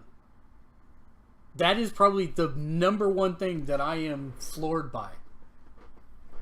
Is it? Yeah, but it's kind of like a... Basically the replacement for the fire flower. I mean, there's no power-ups. So yeah. That we know of. You had water guns in a game. Yeah, but that's not a gun. Oh, it's shooting out blue stuff just like it is here. Mm-hmm. It's a Mega Buster. I mean, really, that's what they've got. They're sonic cannons. They're not guns like pew pew pew machine gun things. So it's cartoony enough that it probably got. But yeah, that is still surprising though. It's much more edgy than you typically see out of a Mario product, and this is a Mario game. I mean, that's the thing that I think that really got me is because this was Ubi, I assumed it was going to be more a Rabbids game and less a Mario game. And what we saw was a Mario game featuring Rabbids, not a Rabbids games with Mario shoehorned in. Which I think is the way you have to do it if you want it to be successful. Right. So we'll get to our Nintendo Ubisoft speculation stuff here at the end, but so that was that. They went into a deep dive on Assassin's Creed Origins. Actually, they did not. Excuse me. I expected them to do a deep dive gameplay on Assassin's Creed Origins. They did not. They did that immediately after. So, yeah, they did a little highlight and then did that after the press conference. They announced The Crew 2, which we knew was coming, but what we did not know was coming for The Crew 2 was that it would have airplanes, boats, motorcycles, cars. Yeah, pretty much any type of motorized racing you could imagine. The only thing that I was joking during conference, what if these were all RC vehicles? And that's all the game really is. You're playing remote control cars and planes. Well, the thing, again, this wasn't in their show, but the thing that we've learned since is there's basically after 30 minutes into the game, you have unlocked all of the different vehicle types, and you can do all of the game in any of the vehicles. And if you're in a plane and you're flying over water and you're sick of doing plane stuff, you hit a button and you switch to the boat. Like dynamically real time. It's pretty crazy actually what they've done with this game. And he even joked that they made the tech guys cry for like a week when they told them what they wanted to do. But they figured out how to do it. All right then. That's interesting. I actually really enjoyed The Crew, the original one, so I'm looking forward to this one. I'm about ready for another good racer. And that one is fun because you can play with friends online. And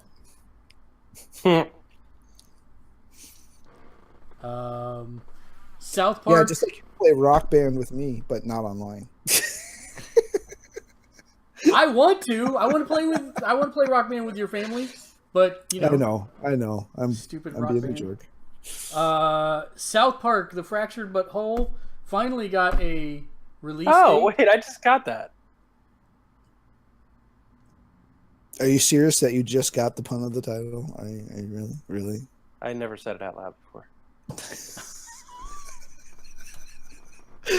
The Fractured Butthole, yes. The Fractured Butthole is coming out October 17th, so that will basically put it a year after its initial launch date. We hope that it doesn't get pushed again. Elijah Wood is starring in a new Ubisoft game for VR called The Walter Test Case, which looked sufficiently creepy. Which they take over your mind. They then debuted a new South Park game for your phone called South Park Phone Destroyer, which is a pretty doggone good ad, if I do say so myself. Cowboys versus Indians versus ninjas versus... Yeah, but it is a collectible card game. So that's the thing that they never said, but if you look down at the bottom, everything that's going on has a card associated with it. So it is a collectible card battler game kind of thing. I'm out. Sorry. Probably one of the most interesting things, in my opinion, that was more a business case than something asked for by gamers, but I think will do just fine for them, is Skull and Bones. I registered for the beta for that. That's how impressed I was by that. Yeah. So the team that put together Assassin's Creed Black Flag took all the boat tech that they had and said, what if we make an entire game out of this with naval teams and strategic tactical battles with ships? And that is Skull and Bones. And my wife was like, we are getting this. I'm like, it's online PvP. Well, we don't know if it's online PvP only. They only showed online PvP, which is why I'm very surprised you signed up for the beta, Matt. I don't know, and they have not confirmed if there is a single player component. Yeah, I don't know, but I'm intrigued to try it out. I will definitely be on your fleet with you. So, and I mean, it was the same thing with Dreadnought. I was really interested to try Dreadnought because I thought that was an interesting thing. Now, I do have to go back because this last mode they added was PvE, not PvP. Oh, was it? Yeah, so I do have to go back and check that out. I just haven't gotten there yet. See, because in the stage show, they showed a PvP match, and then the PvE enforcers came in at the end to drive everybody out. Basically, it's a run. Yeah, pretty much. So it was absolutely beautiful, mind-bogglingly beautiful. So that is one that I do recommend you check out. Then they got me super excited because there has been word that they have a space game in development that is similar to Mass Effect. And suddenly we got a trailer for a game that was space. It involved new enemies and new threats, and it's called Starlink Battle for Atlas, coming in fall of 2018, and it's a Toys to Life Transformers meets Centurions game, where you have a ship, and as you are fighting different things, you can take pieces off of other ships and attach them to your ship, and it changes the loadouts for your ship. And I'm very interested in this game, sadly. But I was screaming off mic during the whole press conference, "Man and Machine, Power Extreme!" Sorry. I love Centurions. So yeah. I made them out of Lego when I was a kid. That's pretty hardcore. I'm not gonna lie. Yeah, there was one little bit for the minifigures that I had in a couple space sets, and I had enough of them to do all the Centurions, and it allowed you to put stuff on the front of them. There was like a pip on the front of their chest, Right. and there was like 2 little pips on the back that you can do like backpacks and stuff. And I got really elaborate with that stuff, and I was able to make like all of them. It was really awesome. So did you watch that demo or watch that trailer? Yes. Thoughts? Dangerous. Because it looked like it was actually kind of on the fun side of things. Yeah, it does. It looks fun to me too. So I'm actually really interested. The funny part to me was that they were using a Nintendo Switch controller, and that ship looks like it was larger than the size of the Switch dog paddle. Yeah. Which was kind of funny. But, yeah, but it looked fun. And my thing's kind of like there's just no. Look, I'm gonna be honest with them. There's no chance that thing's gonna be storming the market. All right, it's just not. But am I gonna be able to pick up stuff on the cheap when it goes out? When they canceled the game, basically. Yeah, I don't know about that. I think Nintendo will promote the hell out of it on the Switch store. Maybe, I don't know. We'll see. But I also like that you said that there was digital versions of everything. Yeah, so that if is you something they specifically said. Yeah. Yeah, so if you can't find stuff, you'll still be able to get it and actually play the game the way you want. Unlike, say, like, Nintendo with the Amiibo, where distribution is so low for those things anymore. For instance, like the new Champions ones they announced, you're able to pre-order them at GameStop. The GameStop by me is getting 3 of each. Did you make it? Yeah, I'm number 2. Hardcore. It was actually kind of funny. Carrie's nephew texted me saying he stopped by there and said like, "Hey, you should go there and get them because they're going to run out." And I'm like, "Good looking, kid. I wasn't even thinking that." Let's see. They talked about expansion for Steep, and then they showed the first gameplay that we've seen of Far Cry 5, which was more than enough to convince me to buy Far Cry 5. And increased the F-bomb per minute rate by about 2,000%. Yes, that is very true. And then from there, they increased the F-bomb count by over 9,000 as they showed a cinematic trailer for Beyond Good and Evil 2, which is equal parts East London, Fifth Element, and India. And man, it was pretty, and I super liked it, and I am enthused about the game, but they said that they wanted you to go and sign up to help influence the development of the game, and which tells me that they are, like, they said they've spent 3 years building the tech for this, which tells me they have an engine, and probably not much else at this point. They did say it's a prequel, which I do not understand why they're naming it Beyond Good and Evil 2 if it's a prequel. Because it's the second game. Yeah, dude. Yeah, but they've been talking about Beyond Good and Evil 2 for so long they couldn't call it anything else. I guess. I just feel like that's really It's like they went misleading. back and called the first Star Wars movie Star Wars 4. Oh man, don't. It wasn't originally like that. After 1979, it was. Yeah, but in 77 it wasn't. No, you're right. It wasn't episode anything. It was just Star Wars. So that ended out the show.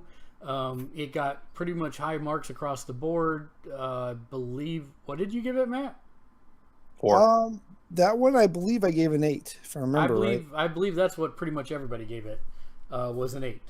And then last but not least, we ended out... But you forgot to describe Ansel, or however you pronounce his name, after the announcement of Beyond Good and Evil 2. That dude was like in tears on stage. Like, well, yeah, that guy was in tears. The gal with him was in tears when Miyamoto called out the game designer for the Rabbids game. He was in tears. It was very emotional for the company, which I imagine has something to do with their political climate at the moment. But right, and so that's actually a good time to bring up a little speculation. I can't help but wonder if Nintendo or if Ubisoft might sell themselves to Nintendo to stave off the Vivendi impending takeover, because Nintendo's got a super cash positive position. They have years of dealing with that stuff. I really think that if this Rabbids game does well and they can truly show that they get the Nintendo style, even bringing their own spin to it, that would add 10 development houses to Nintendo. We know Breath of the Wild took their entire development staff, 200 plus devs working on Breath of the Wild nonstop for 2 years. It would make sense for them to diversify their development pipeline and add more studios so that they could actually create more content, so they don't have this dearth on the systems like they've experienced with the Wii U and are currently but soon to be alleviated with on the Switch. That's not the Nintendo way, sir.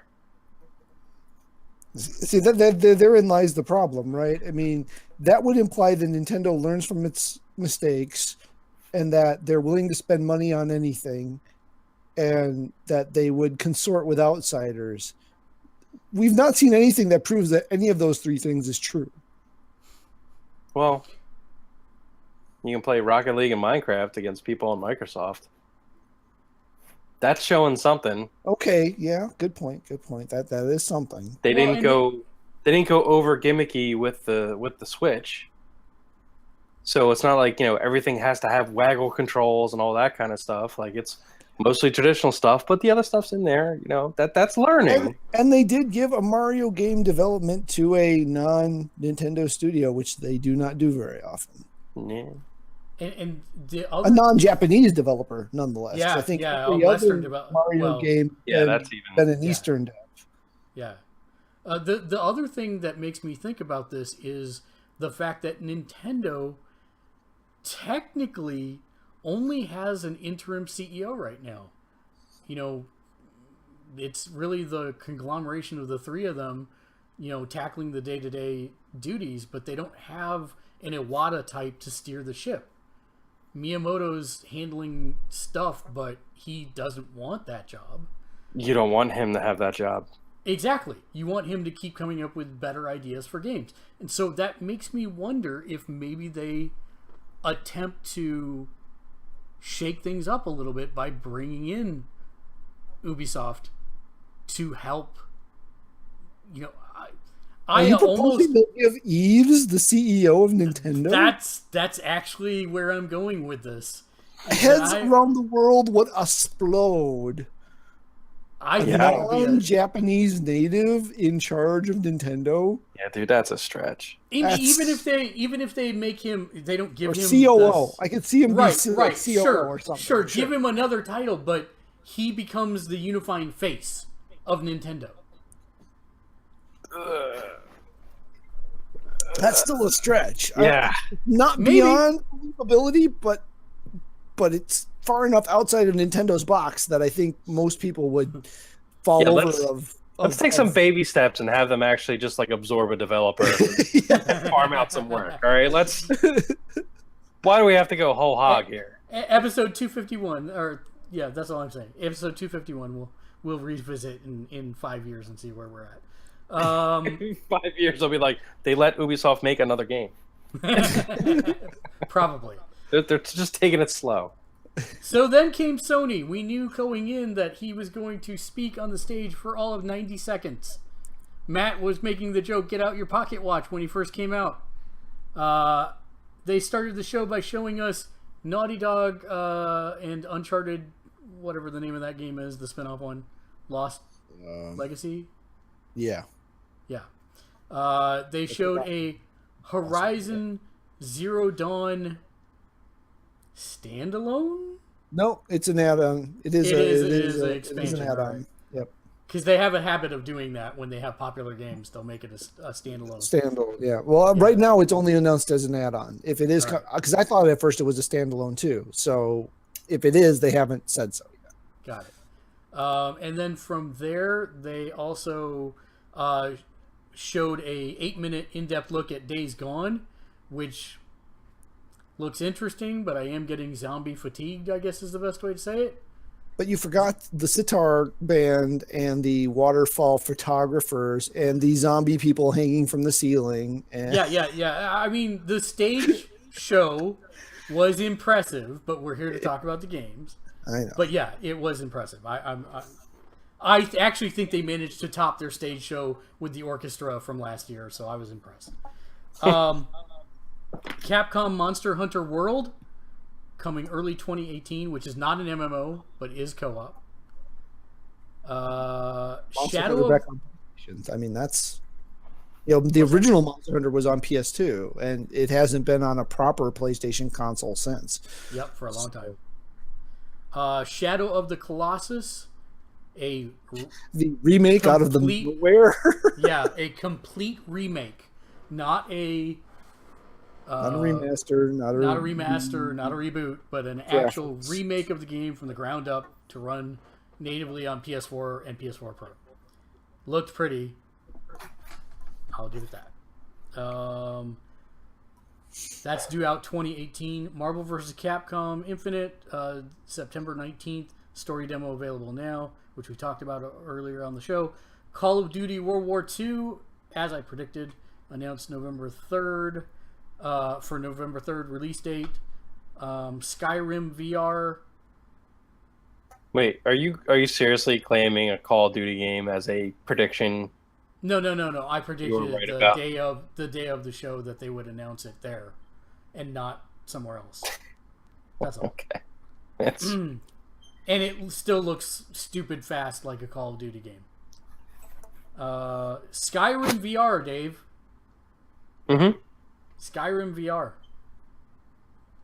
Starchild VR, The Inpatient by Supermassive VR, but then the thing that will convince Dave that he must buy a PlayStation VR unit. Final Fantasy 15 VR Fishing, Monster of the Deep. That's actually looks fun.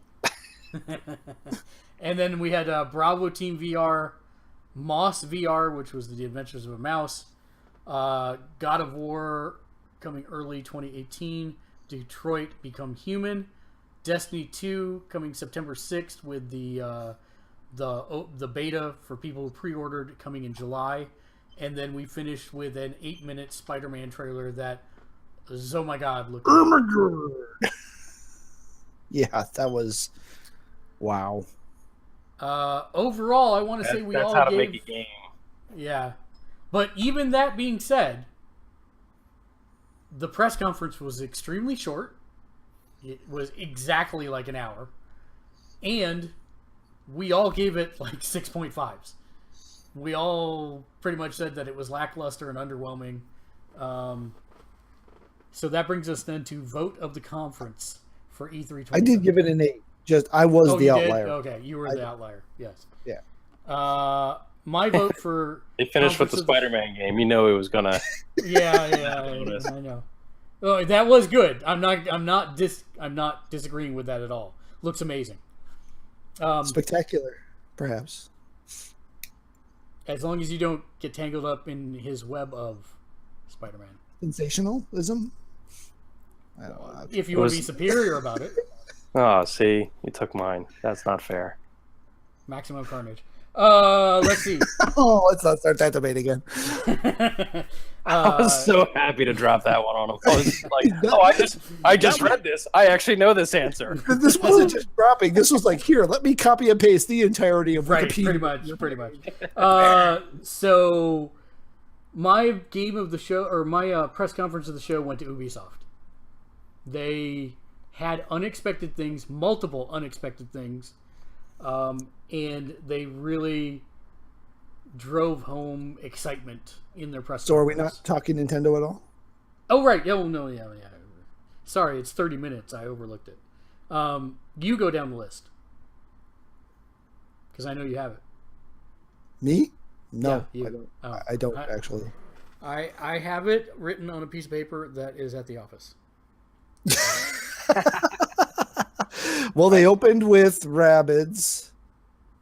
And we now officially have a Danky Kang. So that Jeopardy meme now is proven. Let's see what happened then next. We had Miyamoto talking about, or no, not Miyamoto. We had the developer behind the Pokken, or the lead designer behind the Pokken game, also announced that Game Freak is working on an actual proper Pokemon game for the Switch. Right. I'm shocked. I didn't expect that at all. Yeah, that one was kind of surprised. Miyamoto came on to talk about something. Was it the Breath of the Wild expansions? Yeah, no, he came in first to talk about the Zelda-themed Skyrim items appearing in the Bethesda events. And then a giant Switch showed up in Microsoft's presentation of Minecraft. But then, what else did he come out to talk about?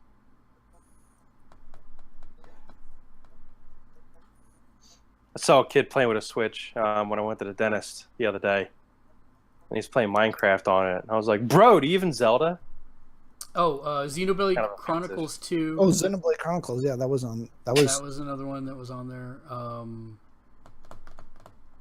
None of the the Fire Emblem. The Kirby and the Yoshi game.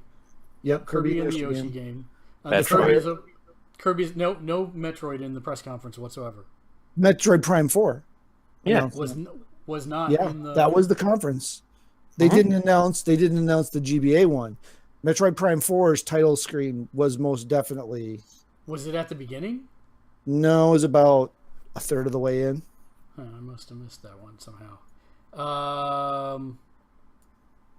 it was just a title screen. It's not like they faded in from like a nebula, which made the lightning bolt symbol, and played some Metroidish music, and then went 4. Like, wait, we had Metroid 4 already. No, it was Metroid Prime 4. Oh, okay. Yeah, no, I totally missed that somehow. And then they did the Super Mario Odyssey trailer, which was actually pretty doggone amazing.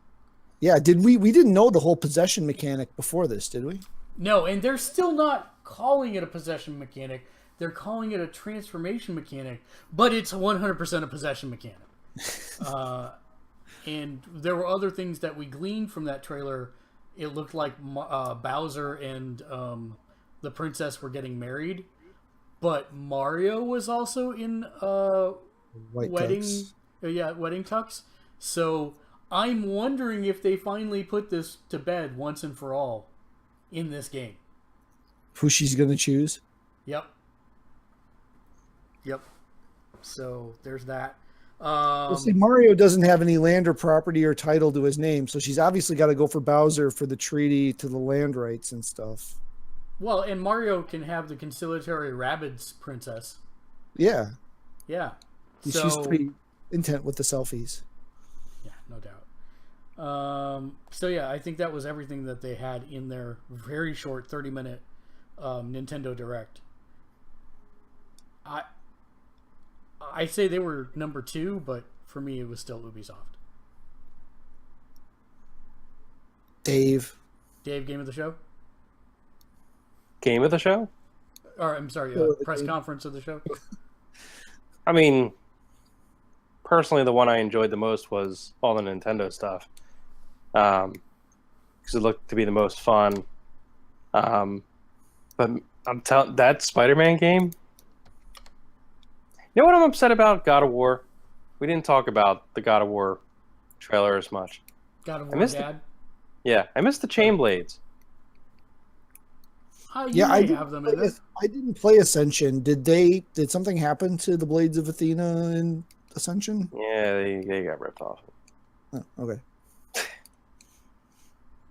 Apparently it was a lease. So the Greek god Repo Man came and took them back. So the Greek gods were all dead. Just the Repo Man. You still didn't give an answer, Dave. But I'll go with the Nintendo one. All right, Matt. You think I'd had enough time to figure this out by now? Yeah, I'm a little shocked at this, to be honest. Not completely, but a little. It was very unconventional, and I've explained my reasons offline why I think this show was the way it was. I'm gonna edge it to the Sony just because Spider-Man. Well, that was a significant part of it, but trying to strip it even of that, I feel like they responded to what they felt the community was asking for in a conference show. They showed games. They showed games that are coming out soon, as did all the other conferences. But I think I wish I would have been in that theater. I think that's the thing that's throwing me the most is I wish I would have been in that theater because I think being there for the augmentation stuff they did for that show would have been amazing. Yeah. And does that really affect the content? No, not necessarily. And it's a close call between Nintendo, Sony, and Ubi. I mean, those are the Ubi. Sorry, I keep saying that wrong. No, they were saying Ubi. That's why I started saying Ubi again. It is Ubi. That's been proven in a couple of different places recently. I think it's just with the French accent, it's hard to tell. Those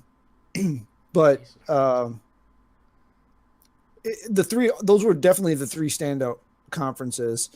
And if you count the Nintendo recorded thing, which was much better this year than it's been the last couple, in my opinion. So yours was Sony then. But yeah, I'm gonna stick with Sony. Right. None of them were light the world on fire. No. I mean, let's get to the important part, which we got to do quickly because we're running out of time. Scorecards. Everybody got an F. Dave, Sony doesn't mention the Vita at all. 1 point. Yep. EA is bringing back the construction set games. No. And I'll have you know, I actually looked into this. The pinball construction set was the only game they launched. No, Racing Destruction Set. That was under a different publishing title. So EA, the only one that EA published was the pinball construction set. No, Racing Destruction Set was also EA. Okay, go look on their page. You won't see it. Okay, it isn't relevant to the point that it wasn't a point. So go. Next E3 is canceled. No points. Microsoft console subscription. No points. People won't care about the Scorpio. No points. Insomniac Spider-Man shown extensively and reception is extreme positive. 1 point. VR does not have much coverage and it's desperate. 0 points. Nintendo is going to announce RFID printed cards as releases. 0 points. Nintendo Super Nintendo Mini is released but already sold out. 0 points. Nintendo shows off the Game Boy Classic and people lose their minds. 0 point. 2 points total for Dave. 2 points. Out of 10. Look in the chat. Yeah. Me being right. Racing Destruction Set, the bottom corner, Electronic Arts. Right on the cover. Yeah. New Wild Arms games. 0. We'll see new Parasite Eve reboot. 0. 4 previously announced Star Wars games revealed. 1 revealed at Sony and timed exclusive. 0 points on all those. Sony will declare their intent on handhelds for the future one way or another. 0 points. Nope. Squeenix will show a trailer for the Marvel game. 0 points. Sucker Punch will announce a new game. 0 points. Telltale will announce a Doctor Who game starring David Tennant at the Sony presser. Sad. Nope. 0 points. Microsoft will declare AR as the future. 0 points. Bethesda will I'm really shocked that one didn't happen. Yeah. Bethesda will announce Fallout Online. 0 points. What the hell? Come on. Sony announces partnership with Google to turn every PS4 into Google Home.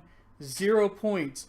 Matt, total 0 out of 10. Strike one, strike two, strike three, you're out. Strike one, strike two, strike three. How did I beat anybody? Because you're some sort of savant. Maybe. What are my predictions? Oh, here we go. Here we go. The Scorpio will. These are mine. The Scorpio will be announced to play some form of VR or AR natively and be priced at $4.99. Half a point. No. All or nothing, bud. No. We talked about this. We did not. We totally did. I specifically asked you, do you want it to be this so it's half a point, or do you want it to be this for the whole point? And you chose whole point things. That's not my fault. 0.5. Scorpio release date will be October of 2017. I believe that was wrong. It was November, wasn't it? Yep. Yeah. Yep. So 0 points. Assassin's Creed will go games as a service, and AC Origins will launch this year. Half point. Borderlands 3 will be shown by Gearbox at the to be Microsoft. clear, I had Dave's understanding too, so I was not shooting for half points. So, anyway. We'll clear it up for next year then. It's not like I'm going to beat Dave anyways. Yeah, it's not like I'm going to beat Dave anyway, so that's fine. Borderlands 3 will be shown by Gearbox at the Microsoft show as a timed exclusive. 0 points. Sony announces 10 exclusive titles coming over the next 12 months that we did not know about. 0 points. Bethesda announces Starfield for 2018. 0 points. Sony does I really not... thought he was being super safe on these too. Yeah, I did me too. Like, I was just like, you poser. Sony does not announce PlayStation 5 or PS Pro 2. 1 point. Nintendo announces and then beats to death with a baseball bat the only Super Nintendo classic we will ever see. No, seriously. They won't announce it now. 0 points. Bethesda shows substantial footage from Fallout VR and people lose their minds. 0 points. Amy Hennig and Jade Raymond's Star Wars game from EA that's been quietly cardamaring big names and talent over the last several years, being co-developed by Visceral Motive, will have substantial footage and everyone will lose their minds. 0 points. Total number of points, 2 points for me. That leaves Kate. Wait, how many points did I have? 2. You're tied. Kate, Scorpio will be $6.99. 0 points. Footage of Resident Evil 2 remake. 0 points. A new Elder Scrolls game from Bethesda. 0 points. Team Ninja will have something. 0 points. Doom 2 will be shown. 0 points. New Sucker Punch game. 0 points. A From Software game that is not Dark Souls or Bloodborne. 0 points. A sequel to The Order 1886. 0 points. New Soul Calibur from Namco. 0 points. Super Street Fighter 5. 0 points. So it's a 0 and 2 game here. Oh my god, we did not do well. I thought we were being pretty safe with a lot of these. I wasn't. Oh, man. And yet you're still in the winning, tied for the win. Yeah. Which is sad. Yeah, crazy stuff. What did you think about E3? What did you like? What you dislike? Let us know in the comments below. And do make sure you hit that like and subscribe button. Racing no matter Destructions was Electronic Arts' third best-selling Commodore game as of 1987. If you go to their list of games, it is not there. It's... Their list of published titles. I don't know what to tell you, dude. That's all right. We can take this offline. So, We'll as always, if you'd like to support us, you can do so by heading to patreon.com/Gamersledge, where for as little as $1 a month, you can get your name on every single show that we do. At this point of the show, we like to thank our patrons who subscribed at the $5 or higher level. So thank you, Naomi, Ian, John, Regina, Bobby, and who am I forgetting? Ian, John, Naomi, Regina, Naomi, and Bobby. Justin. Yeah, and Justin. Yay, of course, Justin. Thank you, Justin. So yeah, that's going to bring us then to final thoughts. Final thoughts for E3 and the whole shebang, and we didn't even get to news. We'll just add it to next week's news, and it'll be a newsapalooza next week. But let's start with you, Matt. Final thoughts. Next year, we're going to have to decide whether or not we want to include post and pre-show stuff, because Sony showed some pretty significant stuff in their pre-show. Nintendo showed some pretty significant stuff in their post-show. So it's almost like the showcase show is now just we're going to show you only 100% stuff that's coming out in the next 12 months and super safe. And anything else we're going to put into our post or pre-show content. So there's been a lot of news, obviously, that's popped up in the last few days outside of what happened during the pressers. While the pressers may have been somewhat lackluster and conservative, there has been some other pretty cool stuff that's come out, like Metroid 2 remake on the 3DS. A lot of gameplay of Knack 2, Vampire on PS4, some of that stuff. So I don't know if this is different because E3 is different this year, or if this is the way that they're looking at going in the future, or what it is. But yeah, and also this thing here, this is a pile of crap. I don't know why I'm buying it. It's horrible. Oh, Secret Empire, which one? 2? That was 3? Number 3. That was issue 3. I have issue 4. I just picked up today. I don't know why. So the last reveal on 3. Is that not the most insane thing that they can never justify ever? Pretty much. I can't even fathom how they can explain that he's playing a long con there. I don't know. It's all very confusing because they don't seem to want to commit either way, and which makes it pointless. Yeah. Right. Agreed. All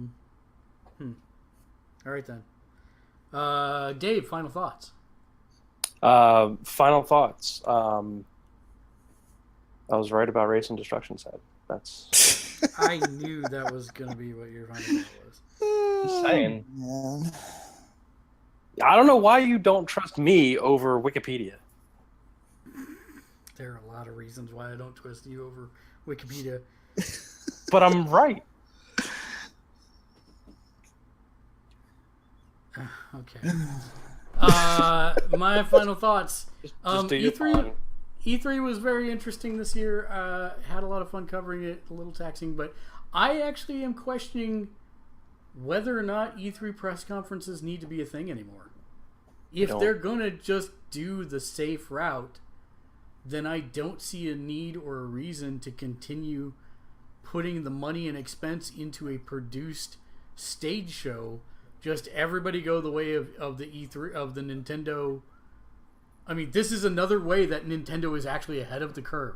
What am I saying? Yeah, that's insane, dude. But that's true. Yeah. Yeah. And the more I think about it, I think Sony saved all its good stuff for experience. You know, that's just what they're going to do now. Is they'll do the stuff in the next 12 months in E3, and then their big stuff and their long term will be at experience. And when's that one? December. Okay, so we have a while. December in LA again.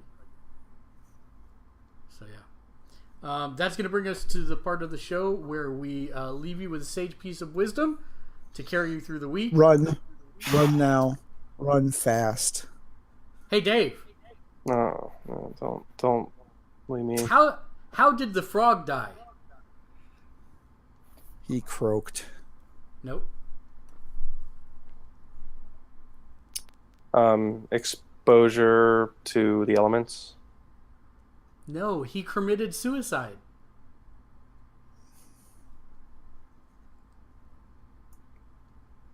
Until next week, game on. A moment of silence for the death of humor. Yeah, that wasn't even close to being... That wasn't even a pun.